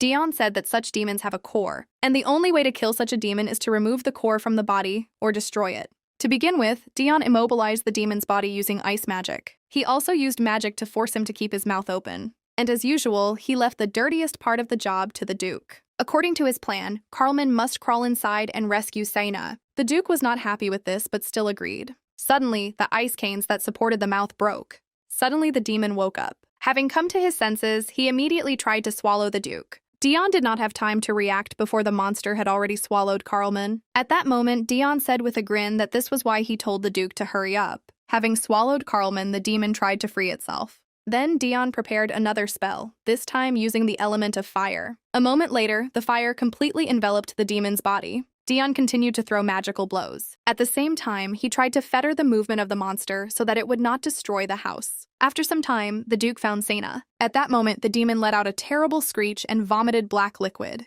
The Duke, together with the heroine, managed to get out of the monster's stomach. The demon continued to tremble convulsively. Finally, uttering a terrible scream, he collapsed to the ground. Having immobilized the demon, Dion headed towards Carlman and Sena. A little mockingly, he turned to the Duke and said that he was late. But the Duke managed to rescue not only the heroine, but also pulled out the core. After the core was separated from the body, the demon disappeared forever. This time, making sure that the monster was finished forever, the heroes breathed a sigh of relief. Sena looked the same as before. She was still unconscious and unresponsive to external sounds. Suddenly, she rushed to hug her and asked for a little more time to sleep. Dion tried to wake her, but to no avail. She only squeezed her hands tighter, squeezing the Duke in her arms. This made Dion extremely irritated, and the Duke felt awkward. Realizing that Sena was doing this unconsciously, Dion calmed down a little. He pressed the girl in his arms and said that she should not hug any weirdos, but instead let her hug only him. The Duke could not understand the reason for such actions, but still did not object. After some time, the heroine woke up in an unfamiliar place. A girl in a maid uniform immediately approached her and said with a smile that the heroine had been sleeping for so long that they began to worry. Seeing Sena's bewilderment, the maid clarified that this was the estate of Duke Carlman, and it was his lordship who brought the girl there. Gradually, the heroine remembered that she had lost consciousness because of the demon. The maid explained that the Duke brought the girl here only because the girl fainted, and there was a doctor on the estate. And upon learning that the servants wiped her while she was unconscious, the girl was shocked. Having finished her report, the maid went to draw a bath for Sena. After taking a bath, the heroine put on a pre-prepared dress and left the room. Seeing Sena in such an outfit, Dion was embarrassed and looked away. The girl's beauty made not only Dion, but also the Duke blush. When the guys asked if she was okay, Sena replied that she felt much better. Then Dion asked if she remembered anything after fainting. But the girl didn't remember anything. Hearing the answer, Dion specified his question, asking if this meant that she did not remember hugging the Duke. The girl's face was distorted in surprise. Realizing that Sena did not remember anything, Dion said that she clung to Carlman quite tightly. Very strong, even too strong. Remembering these events once again, the Duke blushed with embarrassment. Sena was speechless from shock. Then she remembered her dream.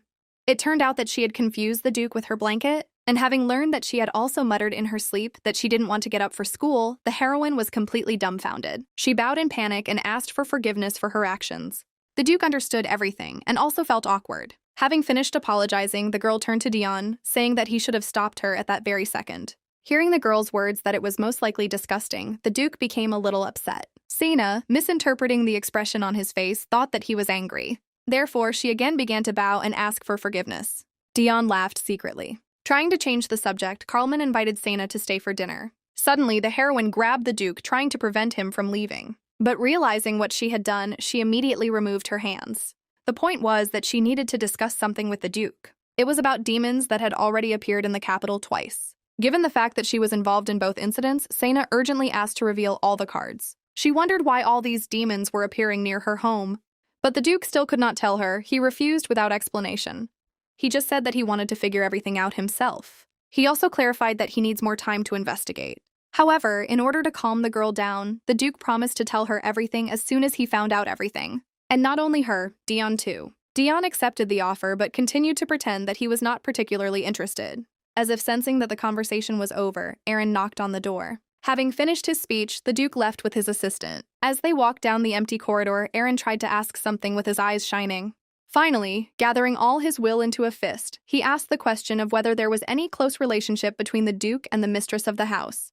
The maids were also delighted at the prospect of a new duchess. However, the embarrassed Duke could not answer this question. At this time, Sena and Dion were left alone. Then Sena, with a concerned tone, asked Dion's opinion, to which the guy replied with an extremely serious tone that he thought that the food would be quite tasty since this was the Duke's house. Hearing this, the enraged heroine clarified that they were talking about demons, to which Dion responded with a laugh that it was just a joke. Sitting down on the sofa, Sena continued to think about how this could happen in the capital. After all, in the entire empire, the capital is the safest place. And all because the most talented magicians, hunters, and scientists joined forces with one goal: to create a protective barrier. And yet the demons somehow managed to get inside. Dion told Sena his thoughts about the Duke not telling them anything. He was sure that this was not due to trust, but something else. For example, with secrets that are already dangerous to even know about. However, even admitting this possibility, Sena was angry, because how could she sit idly by if it was about her house? Dion was pleased with this reaction, because this is exactly the type of Sena he knows. The heroine added that, in addition to everything that has been said, demons are considered the sworn enemies of hunters, and that is why she cannot let everything take its course. While the girl was talking about her intentions to get to the bottom of the truth and destroy all demons, rage, pain, and hatred were visible on her face, so Dion only replied that he understood. Having said this, he stood up from his seat to leave. Sena was surprised, because she thought that the guy would also stay for dinner, but he said goodbye, saying that he had no appetite. The heroine decided to stay in order to continue the conversation with the Duke. After the guy's sudden departure, Sena looked after him with her mouth open, not understanding why Dion so abruptly changed his mind about staying.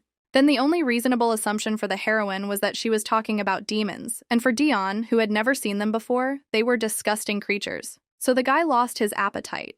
But still the girl was waiting for a warmer farewell, and after such a cold departure, she even thought that Dion might not come to visit again. Sena did not want this meeting to be their last. Suddenly, the girl's thoughts were interrupted by Dion's words that her house was damaged. The heroine was slightly surprised by this news. Then the guy clarified that the house was damaged quite badly. For some time, the girl digested this information in a stupor. Finally realizing what she was talking about, her face contorted in shock and rage. At this time, the Duke was working in his office. However, all the time thinking about Aaron's words, he could not concentrate on the documents. It was all because of his assistant's long tongue. Suddenly, the head maid came and said that the guests had gone home. Carlman was disappointed that Sena didn't stay for dinner. Having received the owner's permission, the maid bowed and left. At the same time, other young maids stood outside the door, enthusiastically discussing the Duke's relationship with the heroine. After the maid left, Carlman wondered whether he should marry Sena. He couldn't understand it to himself. He remembered how the girl, in a panic, apologized for the hug and said that she would not touch him again. I imagined that Dion and Sena had a close relationship, so I felt like a third wheel.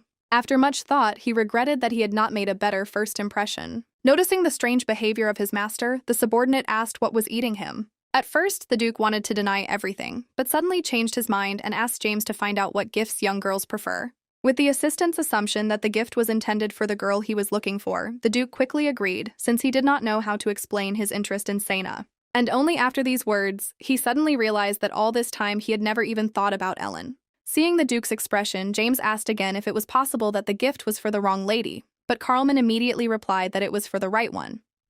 At the same time, he could not believe that he had forgotten about it. Realizing his mistake, he abruptly stood up from his workplace and headed towards her house. But James reminded that today is not his turn, and according to Aaron, the Duke has a lot of work to do. Hearing about this, Carlman was furious, but still he had to stay to finish the job. Not noticing anything around, the Duke tried to finish all the documents as quickly as possible. Late at night, hearing a knock on the door, Dion went to answer it. The Duke stood on the threshold. Dion was unpleasantly surprised, but still invited him into the house. The girl was cleaning at the time. She explained that at first it was a complete mess, and everything was splattered with demon drool. Looking around, the Duke asked if anything was broken. Sena happily replied that fortunately only the chest of drawers. She also enthusiastically reported that she was able to sell the mana stone they extracted from the demon for 400,000 rupees. And she added that Dion helped her with this. The heroine immediately invited Carlman to take his share, but he refused. Then she turned to Dion and asked if he thought it was a little uncomfortable to sleep, but the guy was fine with everything. The Duke was speechless, having misinterpreted their conversation. But the girl's next phrase, that Dion took a little nap because he was tired while helping her, clarified the whole situation. However, Dion immediately noticed the Duke's bewilderment and began to make fun of him. Noticing the two's casual interaction, Sena assumed that they had already become close. Continuing to grin, Dion told Sena that there was no need to worry, as he slept well. The Duke was not surprised by this answer. After all, when the girl suffered from the demon, Dion did not leave her side for a second. Then he looked as if he was ready to destroy any demon that stood in his way. Now he looked completely different. It was even difficult to believe that this was the same person. Sena was glad to hear this, because the room she provided had been empty for more than 10 years. When Dion learned about this, he was surprised because the room was very clean. Sena said that her grandfather used to live there, but now she cleans it regularly, so the room is in good condition. Upon hearing about this, Dion apologized for the inconvenience caused. The heroine sheepishly replied that everything was fine. Carried away by the conversation, they left the Duke aside. Then Carlman offered to help with the cleaning since he was also responsible for the damage. The girl was embarrassed to bother the aristocrat with work, but Dion quickly found something for the Duke to do: prepare dinner. Sena tried to stop him, but Dion continued to provoke Carlman with his words. To prove his competence, the Duke agreed. He was determined. Having made a decision, Carlman headed to the kitchen. Standing in front of the cutting board, he didn't even know where to start. Sena was already starting to worry. She offered her help to Carlman. The Duke immediately refused, but the heroine insisted on her own. The Duke, flushed with embarrassment, nevertheless gave in. She said with confidence that she would prepare everything herself. However, the Duke suggested cooking together. An irritated Dion watched all this. The girl started cooking. Remembering that I forgot to add butter, I decided that the order in which the ingredients were added was not very important and added a huge piece of butter to the pan. While it's cooking, I added a little wine. The Duke turned pale with horror. What the girl cooked was not much like beef stew. The pale Duke asked if this dish should be cooked over low heat. But Sena was sure that it did not really matter, and explained that since they were very hungry, they had to cook on high heat to finish it quickly. Then the Duke reminded her that she didn't even add beef. Realizing that she had forgotten, she rushed to the meat to also add it to the pan, but the Duke stopped her. He insisted that Sena bring a recipe book. Although the girl was confident in her knowledge, she still went for the book. Looking at the strange slurry, the Duke thought with disgust that they would have to eat it. Seeing that the girl had moved away from the stove, Dion asked if she had finished cooking, but Sena replied that no, the Duke just wanted to look at the recipe book. Watching the girl, Carlman realized that she didn't really care when it came to those things that didn't interest her. Following the recipe, the Duke managed to prepare a wonderful dish. Carlman was proud of his work. Even Dion said it looked delicious. Sena admitted that it turned out better than hers. The Duke was embarrassed by so much praise and modestly replied that everything worked out only because he followed the recipe from the book. He set the table and called Sena and Dion to eat before it got cold. Dion was the first to sit down at the table, not forgetting to note that unexpectedly for himself, the day had come when he would eat the stew that the Duke himself had prepared. But suddenly another plate with an unknown substance appeared on the table. Sena proudly announced that it was a stew that she made. Turning pale with disgust so as not to offend his friend, Dion forced a smile and said that the dish looked good. He dared to try it and even highly appreciated the heroine's culinary masterpiece. Having finished the tasting, they started dinner. This time, Sena was the first to try the dish the Duke had prepared, and her face showed how delicious it was. Dion doubted the taste, but also tried a spoon. However, the food was so tasty that he involuntarily said it out loud. Sena and Dion praised the Duke's culinary skills and devoured the food on both cheeks. Carlman was pleased to hear this. He said with a smile that there was still a lot left in the pan, and they could help themselves. The Duke was happy to share the meal with someone else. After all, he usually eats alone, since he has no friends or family. After a delicious dinner, Sena was in high spirits. She sincerely praised the Duke, saying that he was really good at everything. After finishing their meal, the heroes went for a walk, because at night the city comes to life in a new way. Leaving the house, Sena immediately regretted that she had not gone alone. After all, Carlman and Dion, like little children, looked around in admiration, and each time asked what it was and what it was for. When Sena warned them to be careful, as it is easy to get lost here, the men unanimously replied that everything was fine. They were not children. The heroine was thinking about the carpet she had ordered from the store and the list of things that still needed to be bought, while Dion and the Duke were enjoying their walk. Seeing the lamp, the girl remembered that the demon had broken her lamp and she needed to buy a new one. Sena approached the merchant to find out about the prices, but before she could say anything, Zion suddenly pointed to the statue and asked what it was. The seller replied that it was a dragon, and the figurine is called a dragon guarding the mana stone. The heroine did not particularly appreciate the work of art, while Dion was delighted. Having noticed a potential buyer, the merchant immediately began talking about the figurine. Upon learning that it was handmade, Dion admiringly approached to examine the details. Noticing the guy's shining eyes, the merchant told a legend about dragons, which says that they can use magic. Hearing this story, Dion asked how this could be if everyone knew that only demons use magic. Then the merchant spoke about his hypothesis that perhaps the demons are actually dragons, and although people do not like demons, they still use their magic. And in order to bestow magic on people, there had to come a moment when the two races would somehow make contact. And according to his theory, the dragons did just that. After all, in all fairy tales, dragons always behave friendly towards people. It is then possible that the demons were divided in their opinions, and as a result, some decided to remain demons because they did not like humans, and the rest chose to coexist with humans, turning into dragons. Based on all that has been said, the merchant assumed that not all demons are evil and vicious. Dion, seriously analyzing the merchant's words, said that the temple would not approve of such an idea. Sena, on the other hand, did not feel the slightest interest in dragons, since she had never met them. The conversation seemed a little dangerous, so the Duke looked around, hoping that no one could hear them. However, Dion thought it sounded plausible. This phrase greatly surprised Sena, but the merchant was glad that he had found a like-minded person. Dion thought the salesman's theory was quite interesting. He continued to think with admiration about the almighty dragons, not noticing the fierce look of the heroine. Realizing that Dion could no longer be convinced, Sena gave up. She decided to buy this dragon lamp.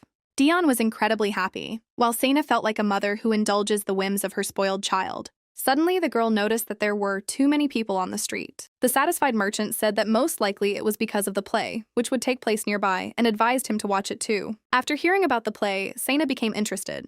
The play was about a girl who married a man only because he paid off all her family's debts. But Ulysses lay motionless in bed and did not react to his wife's words. Then the girl pulled out the blanket and saw that her husband was wounded. She was terrified and didn't know what to do. Ulysses asked Elia to find the one who killed him, since he could not see their faces. At that moment, the maid behind the door announced that her sisters had come to see the master. Isla panicked because if the ladies caught her in such a situation, they would think that she had killed her husband. Then the young girl decided to pretend to be her husband. Entering the room, the arrogant ladies said that they had just come to check on their brother and decided to check if everything was okay with him. Seeing that the sisters did not understand anything, Ayla felt relieved.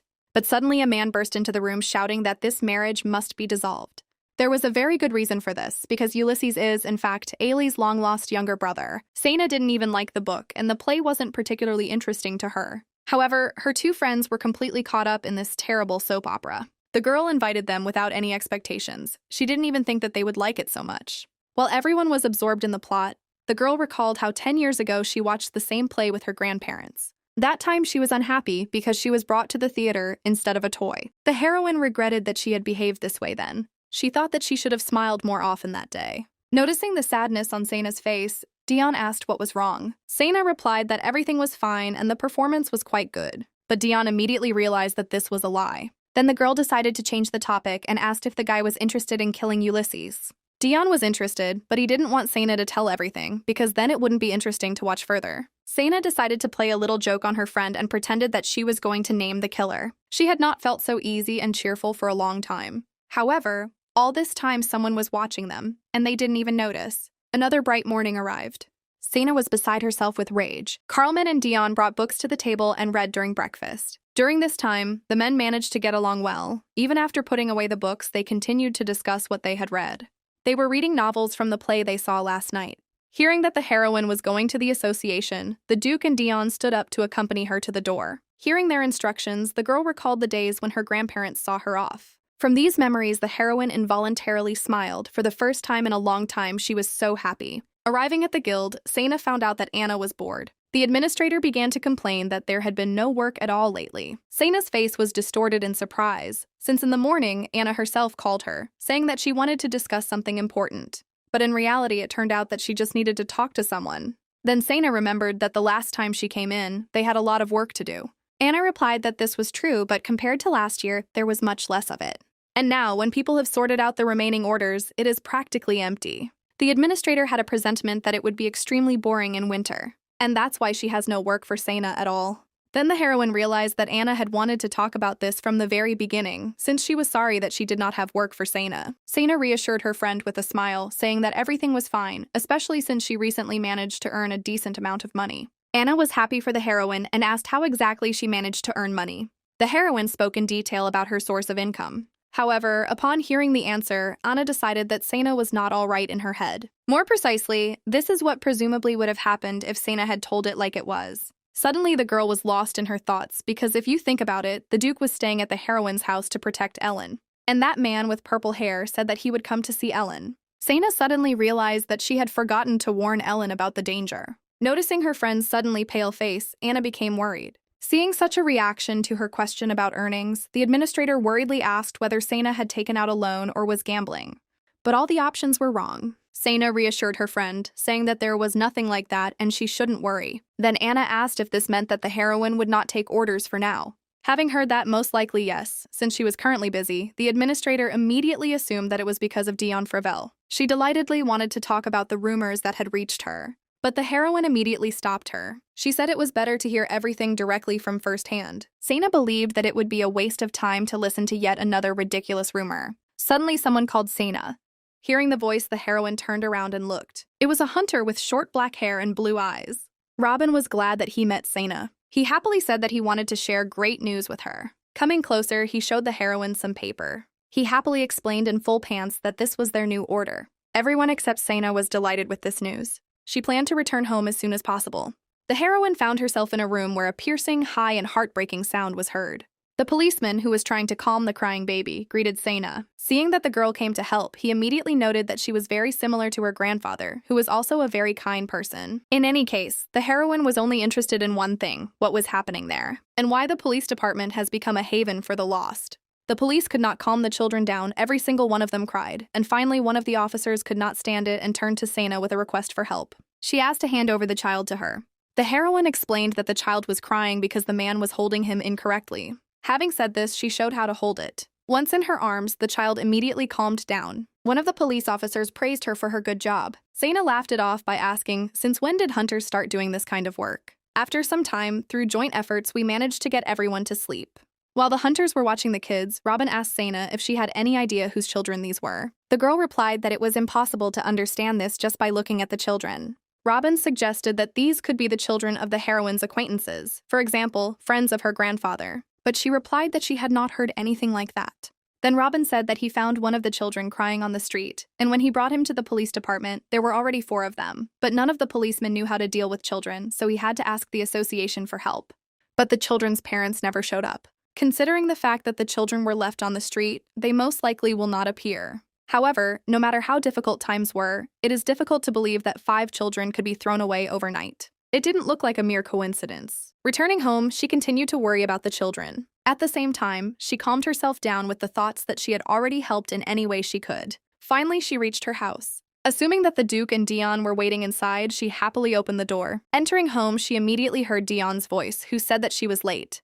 However, something was wrong. Looking at the guy, she noticed that he had turned into a child. And not only him, Carlman was also in the form of a child. They themselves did not understand how this happened. The guys said that while they were reading the books, at some point they became younger. Looking at them, Sana couldn't help but laugh. The Duke and Dion were despondent. The funny thing was that they were so absorbed in the novel that they didn't even notice how they became younger. Dion confirmed that this was all true. Sana was touched by the new appearance of her friends. She joyfully invited Dion to take part in some children's beauty contest, but little Dion did not like the idea. Sana continued to ask permission to pat his cheeks at least once. Before his turn came, the Duke asked him to stop mocking and think about the reasons for what happened. Having calmed down a little, Sana began to think seriously. She also remembered the children at the police station. The Duke then suggested that it might be magic, but Dion said that he would understand if it were so. In this case, there is only one option left. This is the work of a demon. According to Sana, there is a demon capable of this, but this is considered a legend, since they are as rare as dragons. Another red flag was that this was the 3rd time the demon had appeared near Sana's house. Since this demon was mentioned in Elliot Raffman's book, the heroine decided to go to the library in the morning and reread it again. Dion and Carlman could not return home in such guises. Therefore, Sana invited them to stay in her house for a while. First thing in the morning, the heroine brought baby clothes for the guys. However, due to her haste, she made a mistake with Dion's size. Visually, the Duke looked about 12 years old and Dion looked about 7. Sana had fun helping Dion get dressed. Suddenly, someone burst into the house. The Duke immediately recognized the man's voice. It was Aaron, who ran to Sana in search of his master. The heroine tried to lie something so as not to give the Duke away, but she was not very good at it.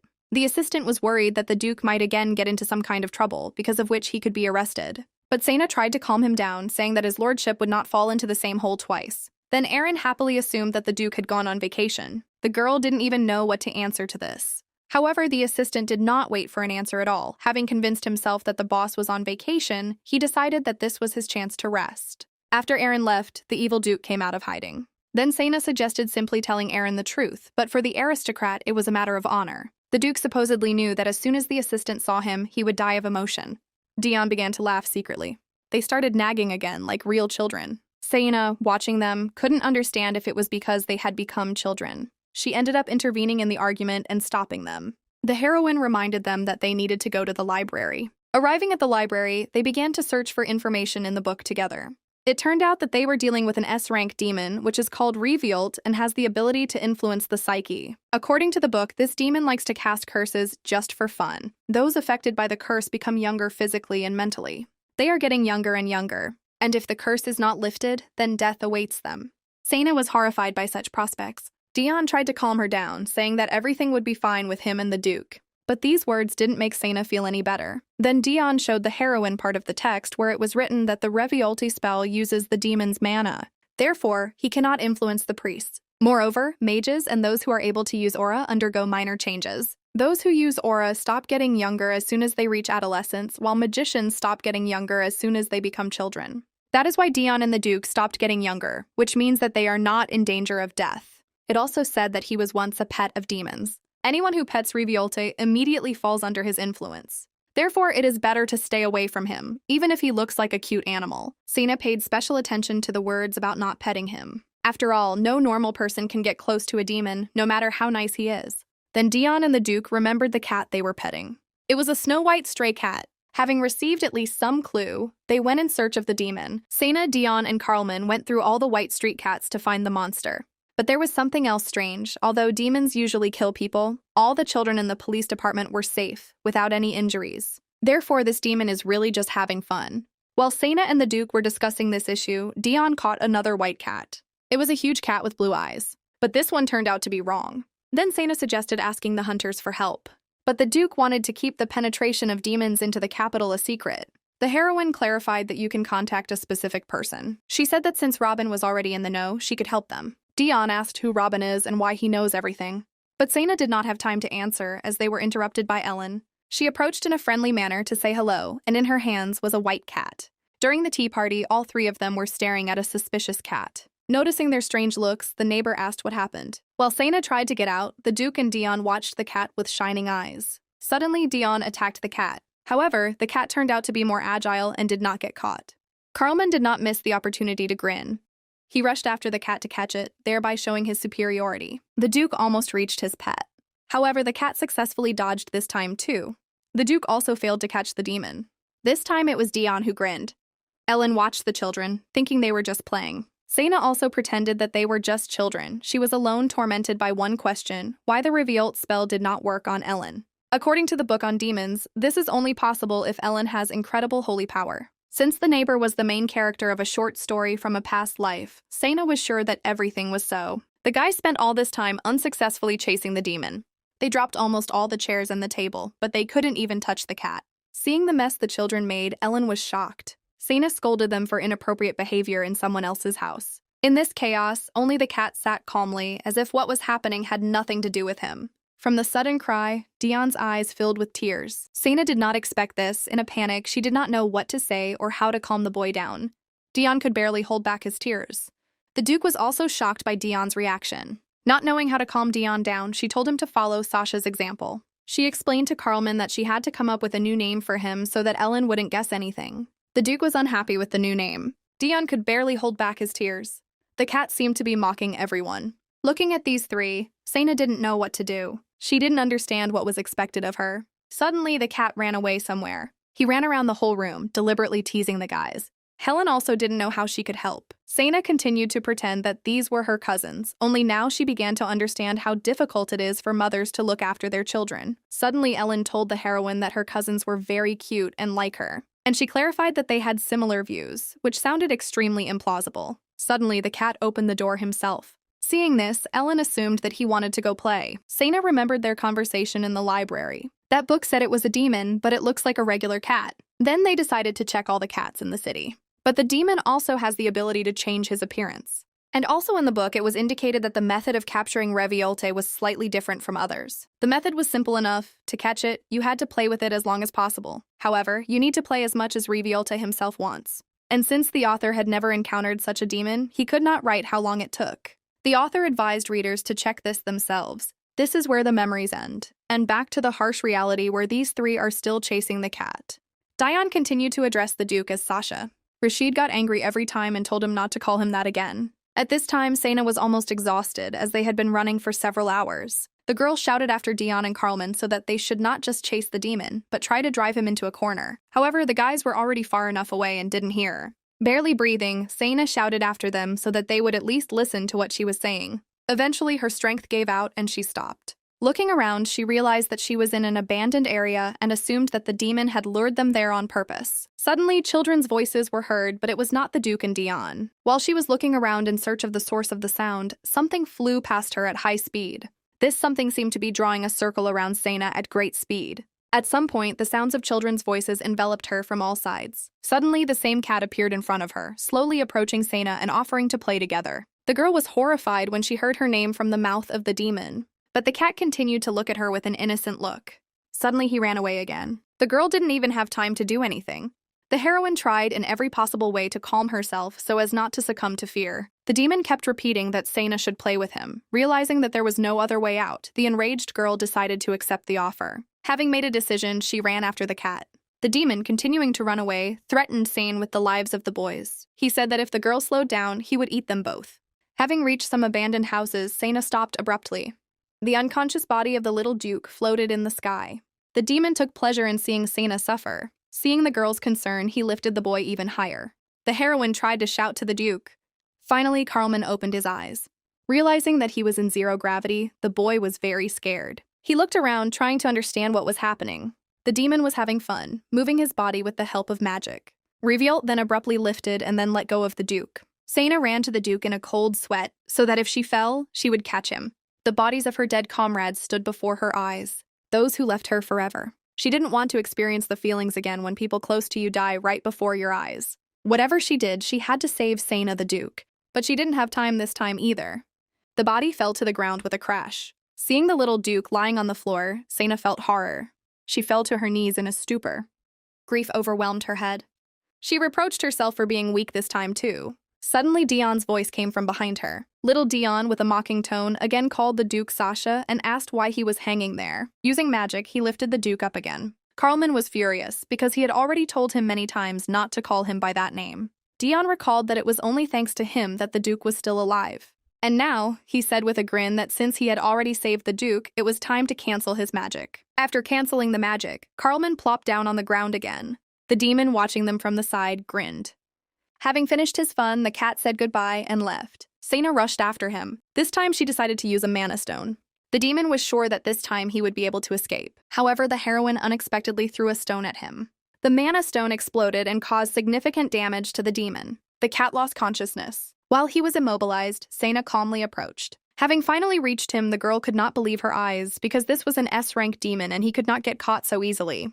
Her fears were confirmed. The demon was just pretending. Suddenly he started talking. He said that he had not seen Sena for a long time and asked if she was still looking for that thing.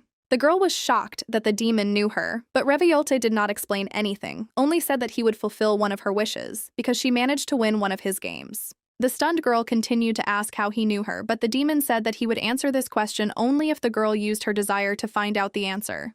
Then Sena refused and made a wish for everyone to return to normal. Having fulfilled his promise, the demon left. By that time, Carlman and Dion had caught up with Sena. But despite the fact that the demon had to lift the spell, they were still small. Hearing Reviolta's answer that the girl, when making a wish, did not indicate that she wanted everything to return to normal right now, the heroine flew into a rage. In parting, the demon said that he always keeps his words and disappeared. After this, the Duke asked Sena what happened. It was difficult for the girl to explain everything, but one thing was clear: it was all over.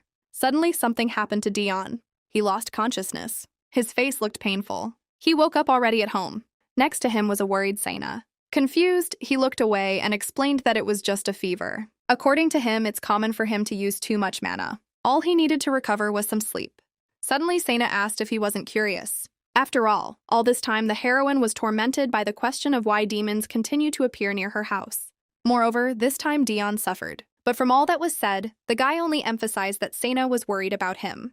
The girl was dumbfounded by this turn of events. She didn't understand how Dion didn't realize he could have died. But the guy was in seventh heaven just because Sena cared about him so much. Looking at him, the heroine got the feeling that the guy had no sense of self-preservation. Taking advantage of the fact that he was now in the body of a child, Dion laid his head on Sena's lap. Excusing himself by saying that he was sick, he asked to be allowed to lie there for a little while. Looking at him, Sena thought that now Dion would really act like a little child. That's why she decided today to let him do as he wanted. Sitting like this with Dion, she remembered her cousins. She hadn't seen them for a long time. The last time they saw each other was at their grandfather's funeral. At first they came often, but after a quarrel between grandfather and aunt over the rights to the house, they stopped coming. Thinking about them, Sena couldn't help but wonder if everything was okay with them. Hearing the heroine's story, Dion said that he also remembered the past, about the time when he was about 7 years old. At that time, his mother passed away. Hearing about this, Sena was petrified. She did not know what to say and only expressed her condolences. To console him, she reminded him that he still had his father. However, Dion said that he had not seen him for a long time. But he didn't miss him, since he was never a worthy husband and a good father. At the same time, Dion partly understood his father because he had a lot to do. But Sena didn't understand. She believed that the boss was to blame for his son. When asked by Dion whether the heroine knows his father well, Sena replied that not very well. She saw him only twice, and both meetings were not pleasant. Hearing about this, Dion looked at Sena with his big, interested eyes in such a way that even without words, it was clear that he wanted to know the details. Since it was not a secret, she decided to tell Dion. She said that the first time she met the head of the guild was when her parents disappeared. The first person to inform her of her parents' disappearance due to an accident during a mission was her grandfather's colleague. The second who brought this news was the knight. And the third was the boss. The heroine realized how bad everything was as soon as she saw the face of the head of the guild. He regretted that they could no longer continue the investigation. Having finished her story, she added that, as she had said earlier, the meeting was not pleasant. Looking at Dion, the girl realized that this was the first time they communicated like this. They ate together. We spent quite a lot of time together. But this was their first sincere conversation, even though at the very beginning she did not want to get close to him out of the purest awakenings. Now the guy has become not just a friend for Sena, but a rather close friend. In any case, the heroine believed that under those circumstances, the head of the guild did everything in his power. After listening to Sena's story, Dion turned to the Duke, who was lying on another sofa. Sena thought that he was already asleep, but Dion insistently asked him to tell about himself. But Carlman didn't want to. Dion tried to provoke him, but he did not succumb and suggested going to bed so that in the morning they could go to the library again to look for information about Revealed, because they never returned to their real appearance. However, Dion didn't really care. In contrast, the Duke urgently needed to return to his age because he had quite a lot to do besides managing the duchy. He was very depressed that while he was in the body of a child, work continued to accumulate. Sena tried to calm him down by saying that his parents would probably take care of the affairs of the duchy in his absence. But Carlman interrupted her, saying that they had died and all the relatives were also dead. Sena again stepped on another mine. She froze in place, not knowing what to say. But the Duke reassured her by saying that everything was fine. In order to change the topic, the heroine said that tomorrow they would definitely find all the necessary information in the library, but now they should go to sleep. Then the Duke, realizing Sena's uncomfortable position, asked how she was going to sleep. In order not to disturb Dion and not to disturb Carlman, she replied that she could easily not sleep even for 3 days. The Duke also could not sleep. He decided to talk a little with the heroine and asked if she remembered that day. The day he encountered a nightmare. He said it was his cousin. More precisely, she was the daughter of the man who tried to kill him. It was because of his uncle that Carlman could not feel safe in his own estate. Only a few people supported him, and only thanks to them, the Duke managed to survive. However, his relatives tried to kill even those few who took his side. Then the young Duke realized that he must defend himself on his own. A lot has happened since then, but it was not the Duke who killed Serena. His uncle did this because he believed that his family would rather die than become powerless slaves. However, since everything happened precisely because of him, Carlman could not consider himself completely innocent. The story shocked Sena. Having finished his story, the Duke added that the heroine should not worry about him taking her house by force. Sena just nodded in response. But suddenly he felt alarmed, not understanding why the Duke suddenly started talking about the house. Carlman clarified that he knows about the rumors that are circulating about him, and that is why he says that there is no need to worry so much. Sena had long considered him a decent person, but she was upset by the fact that he did not talk about the reasons for the appearance of demons in the capital. In order to reassure the heroine, he even swore that he would not harm people without a particular reason. After these words, Sena realized that all this time, the Duke was worried that she was not comfortable around him. Then she asked him if he told the secret about his uncle just to calm her down. The Duke did not answer directly, but only said that this was not a secret since the entire elite knew about it. And yet the heroine was sure that it was not easy for Carlman to talk about this. After thinking a little, he said that it seemed to him that the girl was afraid of him, because she even said that she would not approach him again. But the girl didn't remember anything like that. The Duke clarified that it was in his mansion. Realizing that the girl really didn't remember, he embarrassedly asked her to forget about everything he had just said. He was furious that he had been worrying all this time for nothing. The girl tried to calm the Duke, but he still felt awkward. Suddenly, Sena called Carlman. She smiled and thanked the Duke for his trust and for telling him what happened then. The Duke was embarrassed by such words. Then Sena asked why he didn't go to the room to sleep, because the sofa was probably uncomfortable. Sena began to talk about the importance of a good rest and promised to wake her up immediately if she heard the slightest noise. Listening to the heroine's long lectures, the Duke asked if she really saw him as a child. Having received no answer, he decided to live up to his appearance and moved closer to Sena. He settled down next to the girl and said that he would sleep there. Sena did not object, so they fell asleep in warmth and comfort. Morning has come. That night, Sena still fell asleep. The half-asleep girl felt someone's hair in her hand. Opening her eyes, she saw Dion's face in front of her. The heroine was stunned. She was speechless from surprise. Besides, the guy was already normal. The extremely surprised heroine asked why she was on the bed. Dion replied that he brought her there because he thought she was not comfortable on the sofa. He was about to leave immediately, but the girl did not let go of his hair. Hearing this, the girl abruptly removed her hand and was about to move away, but Dion grabbed her other hand and said that the Duke had also returned to his age and had gone after Aaron. This meant that only Dion and Sena remained in the house. The guy invited the girl to breakfast, but the joint breakfast did not work out. Sena had to have breakfast with Robin, listening to his stories. Sometimes she made some comments so as not to seem rude. However, she only thought that Dion had left without breakfast due to urgent matters. And although she was counting on a quiet meal, she ran into Robin. After hearing Robin's stories, Sena realized that Reviolta had fixed everything by making everyone think they had passed out from drinking. In this situation, it's true that the easiest way was to blame alcohol for everything. Robin was sure that he drank a lot due to lack of work. He said that he was thinking about returning to his hometown, especially since they promised him a job there. Sena supported his idea, but Robin turned to Sena with an unexpected proposal. He invited the heroine to go there together. Robin turned red as a tomato at his own words. Sena didn't understand why she should go there. The guy tried to somehow get out, saying that there he could help her find a job. He also began to talk about the city itself and its merits. He even talked about the local climate. But even such a long speech failed to convince Sana. She gave a clear refusal because she has unfinished business. The upset guy apologized for not taking her circumstances into account. Since they finished eating, Sana suggested leaving already. After leaving the restaurant, they continued to walk together and talk. Suddenly, Sana smelled the delicious smell of livers and immediately thought of buying some for the Duke and Dion. Noticing the girl's intentions, Robin offered to buy it for her, but Dion suddenly appeared and said that it was not worth it, since he would buy it himself. Robin was startled by surprise. Sana immediately approached Dion and talked to him. Seeing their casual conversation, Robin asked who he was. Then Sana introduced them to each other.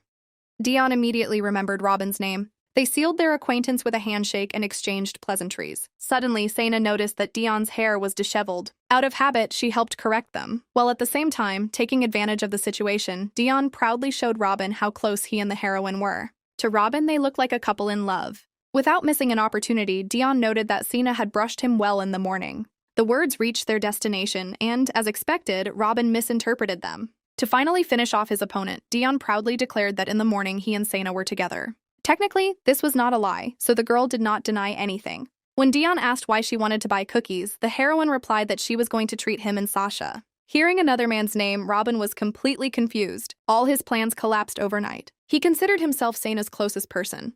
However, it was now obvious that this was not the case.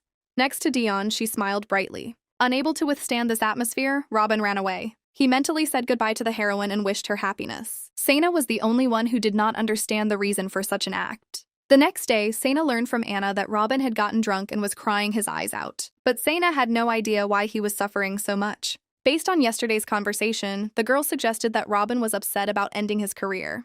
However, this was definitely not the case. There was some commotion in the association. The hunters were excitedly discussing something. Suddenly, Dale and Isabella Fravel entered the guild. Everyone was surprised by the sudden visit of the head.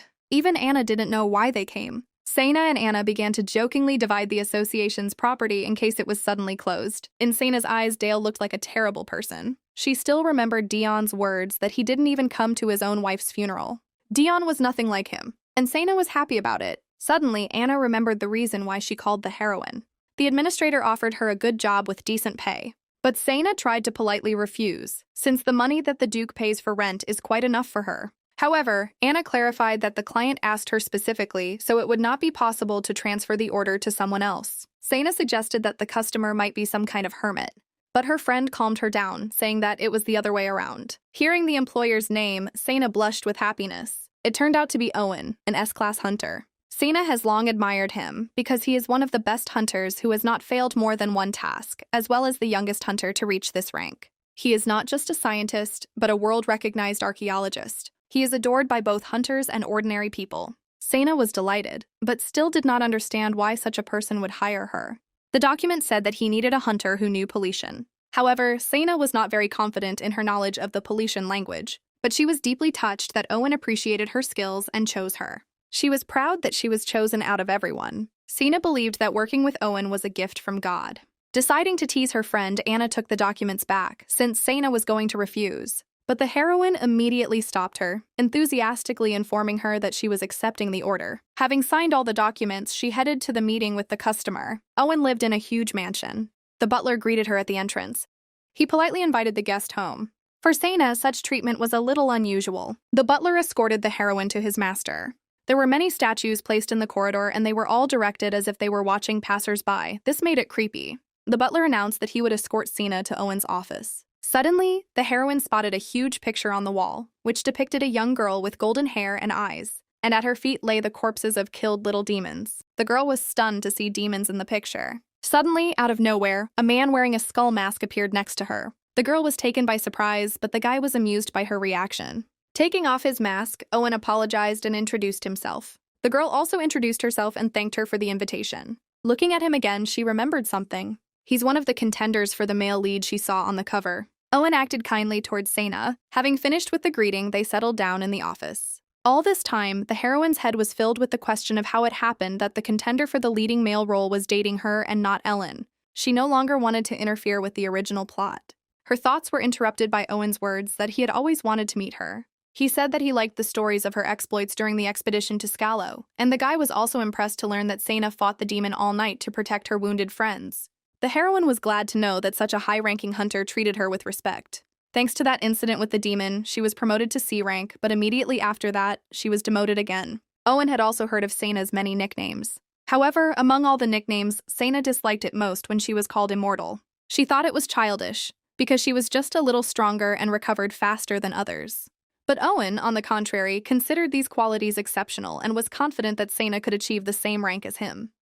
However, the heroine was not confident in her abilities. Suddenly, the guy asked if she was interested in ancient ruins, to which Seina honestly answered that she was not. Owen thought exploring ancient ruins could be a lot of fun, but Seina knew that for this type of work, you need to have financial stability. Hearing this, Owen asked if she didn't have someone who could support her, but the girl didn't understand who she was talking about. Then the guy directly said that he meant Duke Carlman. Owen suggested that he would be happy to help Seina, but the girl directly said that she would not accept his help. After all, for her he is just an acquaintance. Hearing this answer, Owen felt relieved and said that the reason he called her was because he was interested in her. But he is also interested in Duke Carlman. After this phrase, all her fantasies were shattered. She decided to ask directly whether Owen needed financial support from the Duke. But he didn't need investments. There was another very important question. Owen asked Seina if she had any encounters with the creatures while she was with the Duke. But realizing that Carlman was trying to keep it a secret, she lied, saying that she had never encountered it.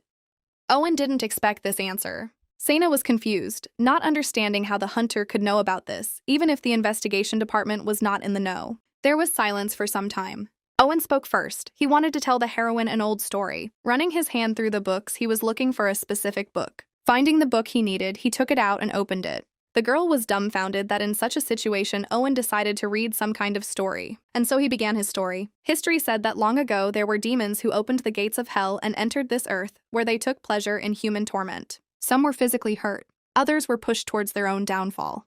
They liked to turn people against each other in order to lead them to death. They also brought hellish evil into this world. This evil force polluted the earth and modified its flora and fauna, as a result of which creatures appeared that are commonly called creatures. Demonic power also affected people. Some lost their minds and turned into creatures themselves. Others absorbed the power and became magicians. And the latter, capable of purifying demonic energy, became priests. The priests managed to exterminate most of the demons, but they could not find a way to destroy the demonic commanders. Therefore, they decided to seal the souls of the 33 high demons in the Sacred Empire. These 33 souls are still securely sealed there to this day, but recently 3 of those souls disappeared without a trace. Owen said that he was tracking down 3 escaped demons at the request of the Empire. It is known that there were 5 families who helped the priests seal away the higher demons. They are the only ones in the Empire who know about the seal and the only ones who can access them, and the Carlman family is one of these 5. But the story turned out to be too long, and Seina fell asleep before she could finish listening. Hearing her name, she immediately woke up. Seeing Seina sleeping, Owen assumed that his story was too boring. But Seina tried to apologize by saying that she had simply never been interested in legends. She kept yawning and saying that everything was fine. But Owen wasn't going to end there. He brought the next book for the second story. Seina hoped that the stories were already over. The next story was that creatures appear from the power of demons, so they tend to follow them, like children following their parents. Seina already automatically agreed with everything, if only the story would end quickly. Owen continued his story. According to the book, even when sealed, demons are able to summon creatures. That's why, if Duke Carlman has one of these stones, then the creatures will definitely appear next to him. Owen also said that he is looking for more than just demons, but also a priestess. Seina immediately understood who he was talking about. Owen also noticed her interest. He suggested listening to the next story, which she would definitely like. The girl realized that she had made a mistake and her facial expression gave her away. It was written all over Owen's face that Seina had been caught. The heroine was already trying to come up with excuses, expecting a barrage of questions from the hunter. But he didn't ask anything. Owen began his tale of the first priestess who sacrificed herself to seal away the 33 greater demons. And this seal continues to hold them back to this day. However, there is one caveat. Each generation necessarily has its own priestess, and her blood is the only way to break the seal. According to information, Duke Carlman is searching for a certain woman, and if he plans to get rid of the seals, then he needs to get rid of him. This is for the greater good. Hearing the last phrase, the girl jumped out of her seat and repeated once again that she knew nothing. Then Owen suggested that she just ask him directly. The girl was shocked. She was furious because the hunter ignored everything she said. Realizing that further conversation made no sense, Seina said goodbye and headed towards the exit. Owen also said goodbye to her with a smile. One of the sheets about demons fell right in front of Seina. It depicted a crying demon, and there was an inscription above the picture. It was translated from Polian as lie. The next day, Seina found a huge pile of different things on her doorstep. She wanted to return everything, but the employee literally begged her not to do this, because otherwise he would be punished. In the end, she agreed to leave everything. The worker immediately handed her the remaining boxes and rushed home before the girl changed her mind. The girl stood there with these unnecessary boxes, not knowing what to do with them. To begin with, she decided to let them go to Earth. She kept thinking about Owen's owls. She was tormented by the question whether the Duke had really never been in love with Ellen. Remembering all the time they spent together, Sana realized that while he was next to her, he never once thought about Ellen. Aaron also never said that the Duke loved Ellen. Rather, he described her as an important person for the Duke. The role of the priestess was also perfect for Ellen. Moreover, considering that her blood is connected with demons, this is the best option for developing the plot. In Sana's head, the story looked like this. The antagonist goes in search of Ellen to break the seal. The main male characters stand up for her, and over time she falls in love. And Sana, as her neighbor, is destined to experience constant stress because of all these demonic creatures. Initially, Sana believed that the Duke was the main male character, but now she also admits the idea that he could be an antagonist. Her thoughts were interrupted by Dion suddenly appearing. When Sana asked if he went home, the guy slyly replied that he did. Seeing a huge pile of boxes, Dion thought that the heroine was shopping, but Sana said that these were all gifts. In fact, the girl was worried that she would have to deal with them alone, but she was lucky that Dion was nearby. The guy helped her, but still he was wondering who all this was from. Suddenly Sana screamed. She looked at the box in shock.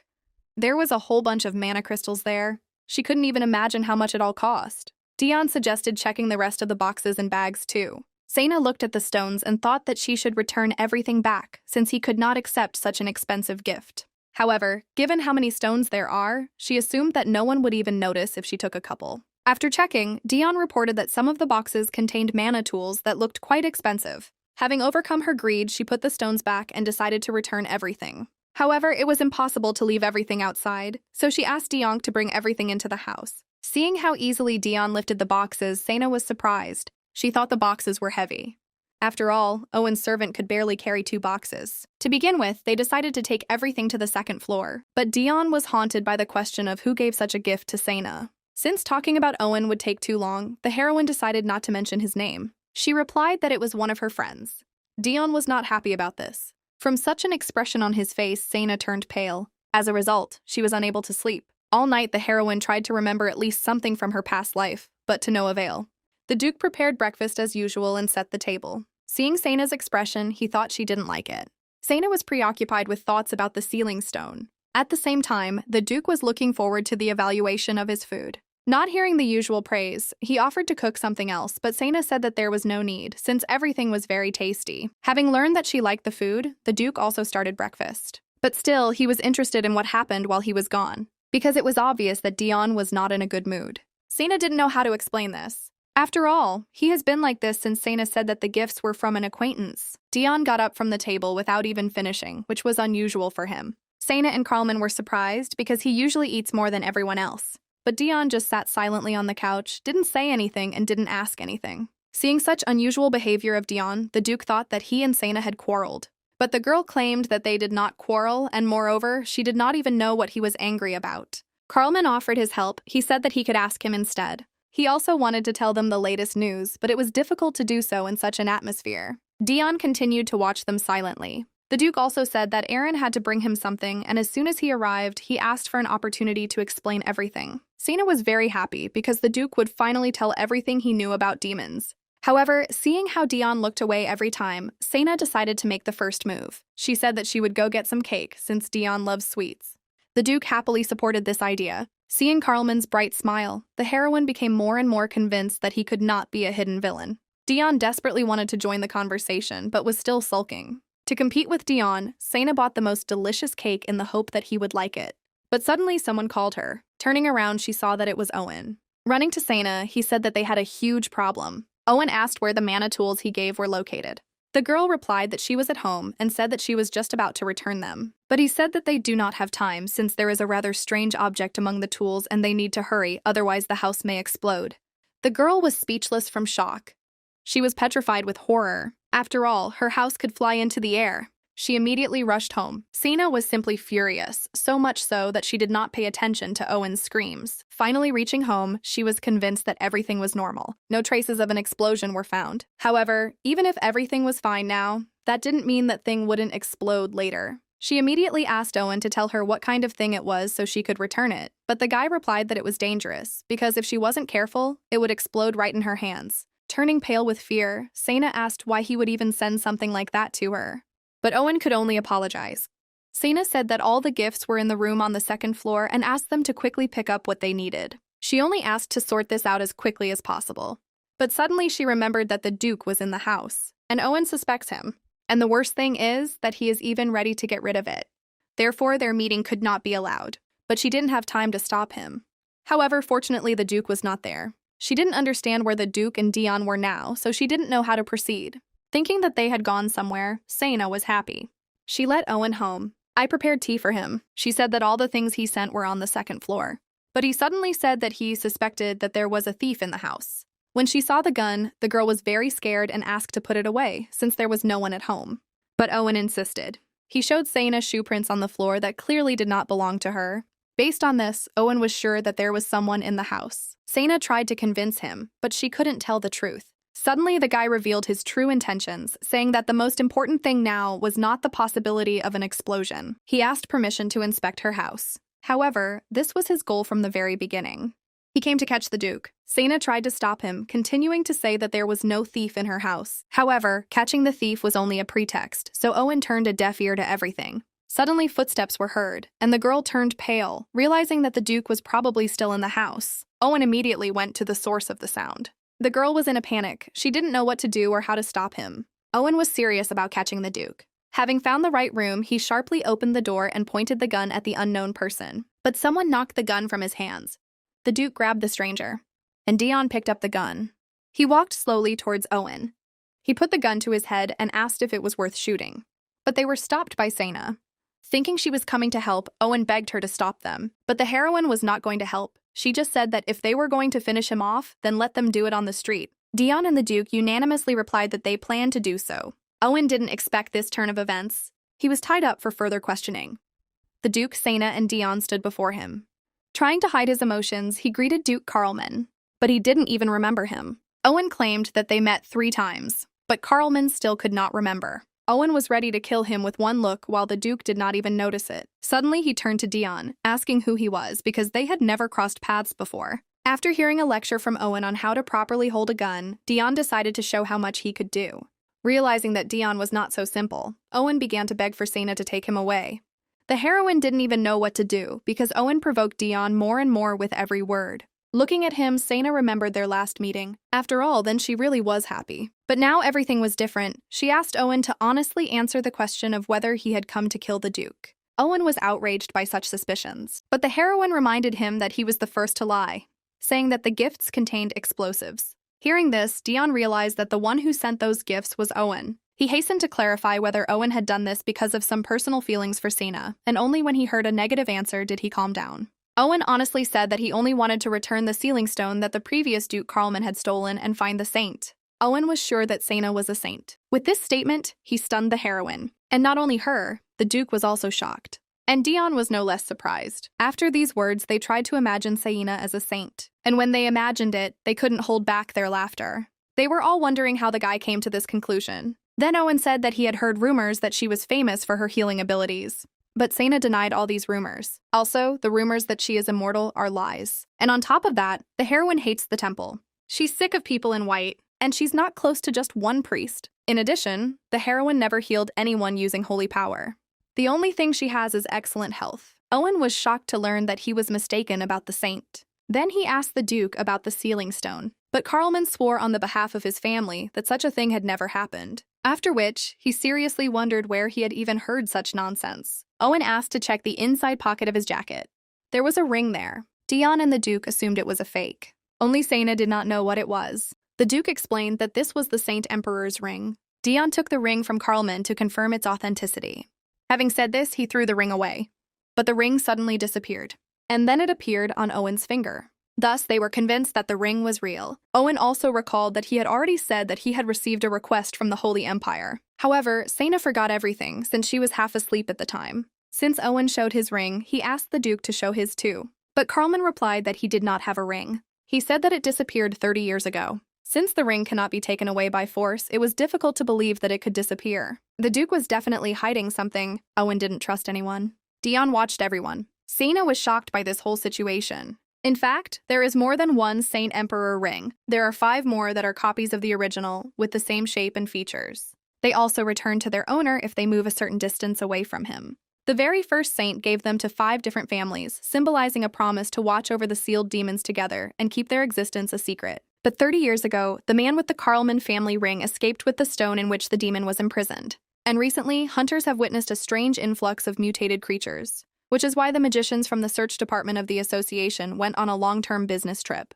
Hearing this, Sena realized that she was wrong in her suspicions. The detective department simply decided to look into the situation. While all this was happening, Duke Carlman arrived in the capital and began searching for the woman, and it looked very suspicious. Listening to Owen, Sena understood that although his judgment was not ideal, it was not unfounded. Sena kept thinking again and again about whether the Duke had another goal. At that moment, Aaron arrived, on time as always. Seeing the terrible picture in front of him, he decided not to intervene. He was speechless from fear. However, immediately realizing, he decided to leave. But Sena stopped him. She tried to explain everything to him. Interrupting their conversation, the Duke asked him to give him what he had brought. It was an ordinary diary, but the smell from it was so terrible that I didn't even want to touch it. It seemed that even if you just opened it, you'd be damned. The Duke explained that they had already checked everything and there was nothing wrong with the notepad. At this time, Dion came up with something. He took the diary and headed towards Owen. The guy immediately felt alarmed and began screaming for Dion not to come near. But Dion, with the help of magic, partially untied his hands, and in exactly the same way I forced him to take the diary. Then he ordered it to be opened. But Owen was also afraid that he would be cursed. However, Dion insisted, recalling that the Duke had previously said that everything was fine. Sena also supported Dion's idea. Then the Duke offered to open it himself. But Owen refused, saying he didn't trust him. Although he was terrified, he managed to overcome his fear. As Carlman said, there was no curse. These were the recordings of one man. He was locked in the basement where Marquis Euclise conducted experiments on him. At some point, the unknown person realized that he could control the dark smoke at his fingertips. Seeing this, the Marquis was delighted and exclaimed that he was producing mana and they were almost there. The Marquis collected this smoke into a bottle. After this, the narrator's memories are interrupted. After some time, the Marquis dragged a blonde girl into his cell. She cried and said that she was scared. Seeing this, the narrator asked her to stop crying and asked her what her name was. The child answered Ellen. At that moment, the narrator instinctively realized that her blood was used for the experiments. This story was also part of Ellen's story. Having finished reading, they closed the diary.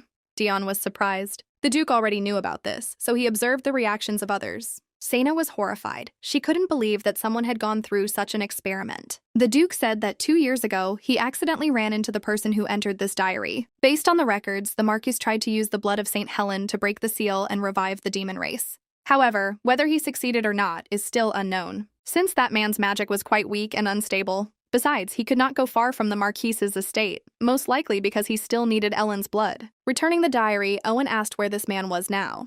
The Duke replied that he did not know because he had missed him.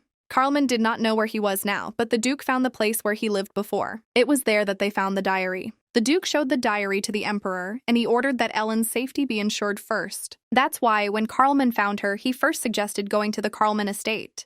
But Ellen refused. This was the perfect plan for her protection, so it was unfortunate for the Duke to be refused. He suggested that maybe it was because Ellen didn't like him. After hearing this story, Sena realized that it was her failure and felt guilty towards both Ellen and the Duke. When Ellen asked about the creatures that appear in the capital, the Duke replied that most likely they were sent by a demon in order to get Ellen's blood.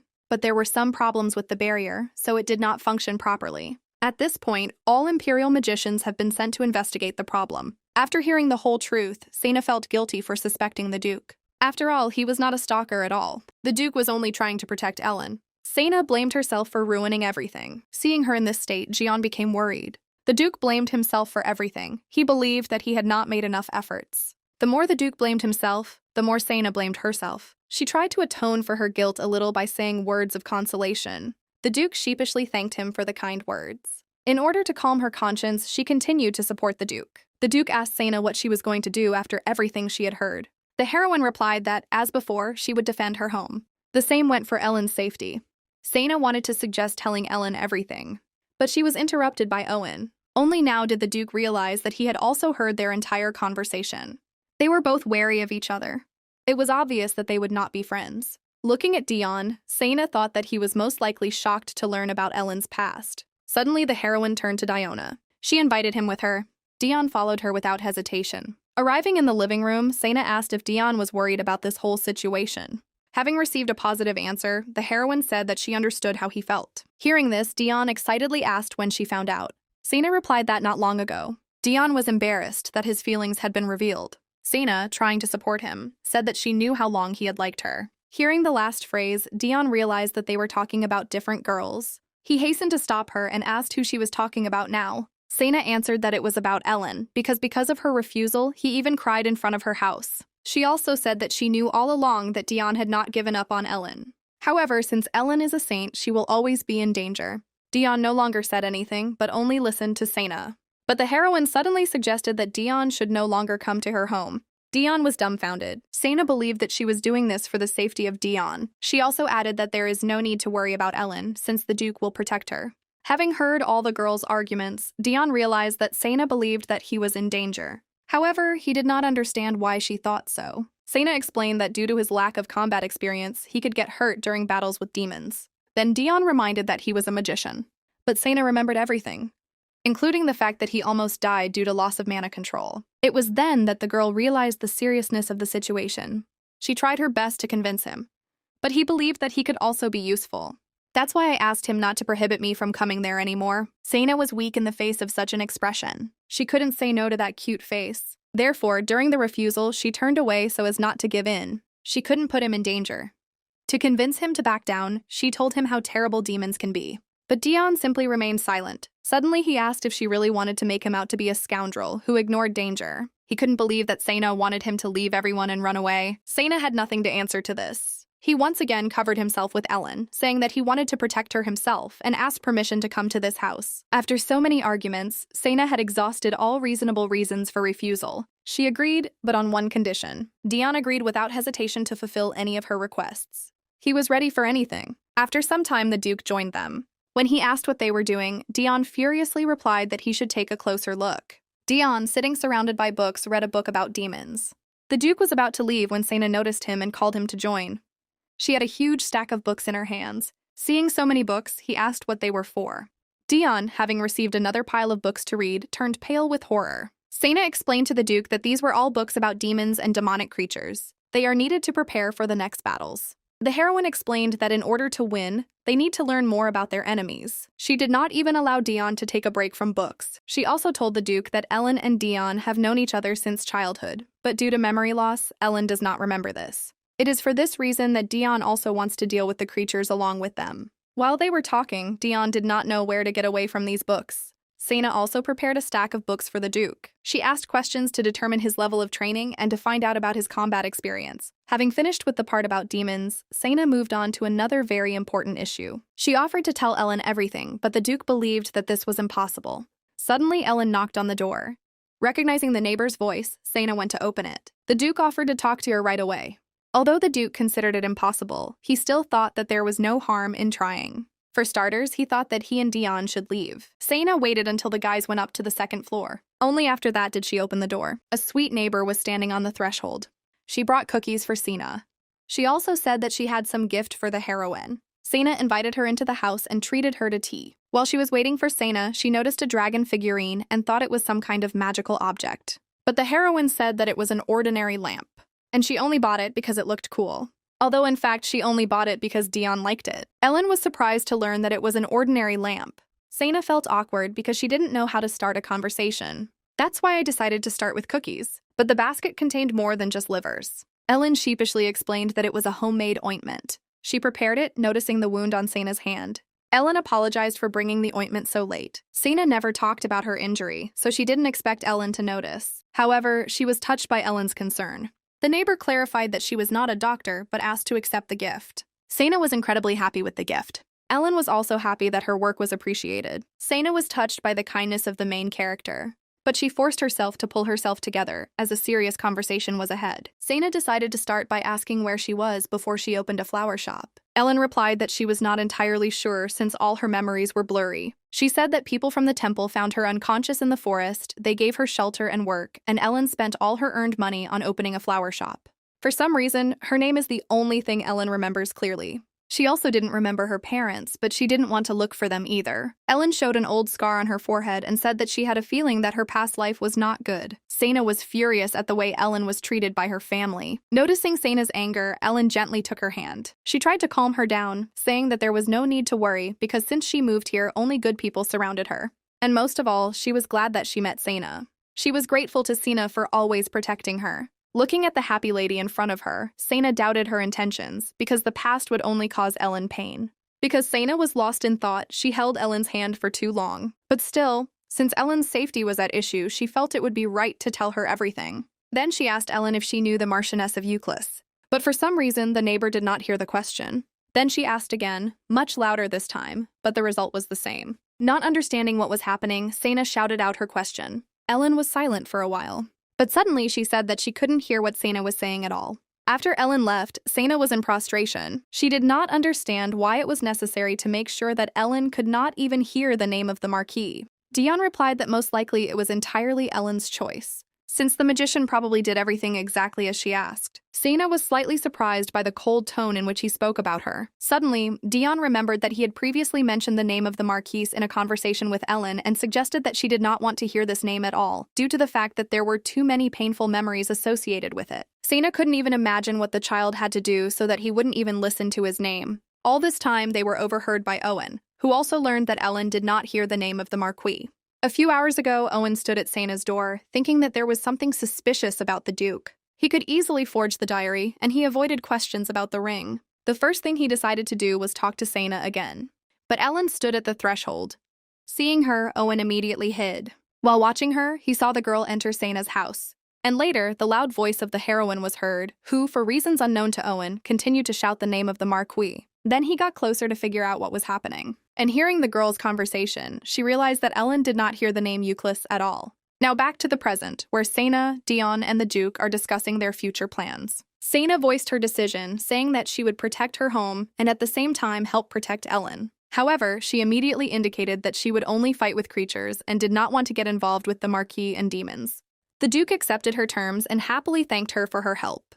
Owen was shocked by this expression on Carlman's face. This man is a cold-blooded monster, who killed all the members of his family who stood in his way. And now he thanked the commoner with such a stupid smile. To say that Owen was shocked by this would be an understatement. Suddenly, Sena felt something. But Owen managed to hide. Having finished the discussion, Sena invited everyone to return to their work. The hunter was relieved to realize that he had not been noticed. But after finishing talking about the creatures, they began to discuss everyday things. Dion asked the Duke to prepare dinner. Sena was incredibly happy and asked what exactly the Duke was going to cook. And Carlman proudly said that he was working on one dish. Owen looked at them with his mouth open and eyes wide, because he thought that they would discuss a new plan, or talk about Ellen. He couldn't believe they were going to leave it like that. But, in any case, he did not trust the Duke, and was thinking about how to get close to him unnoticed. Then he remembered Sena's close relationship with the Duke, and found a solution. The next day, Sena's face contorted in surprise. Owen stood at her doorstep again, and said that he had come to accept his punishment. The girl did not understand what he was talking about, and why he looked so joyful, asking for punishment. Seeing that the girl was silent, he himself offered to beat himself as much as she wanted. Thinking that he was a pervert, Sena asked him to leave immediately. But Owen insisted he wanted to sincerely apologize for his wrongdoings. He gave a long speech about how sorry he was. He said that he usually acts more rationally, but this time his legs ran ahead of his head because he thought that the Duke was threatening her. Having finished his speech, Owen was pleased with himself because he believed that it was just a perfect apology. However, the heroine had a different opinion. As soon as Owen finished his speech, she said goodbye and slammed the door. Owen was simply shocked. He expected a different reaction. Sena walked irritably to her room, not understanding why she had to listen to all this nonsense early in the morning. When Dion asked who it was, Sena replied that he was an extremely persistent delivery man. Owen continued to scream and call for Sena. Hearing his voice, Dion immediately knew who it was.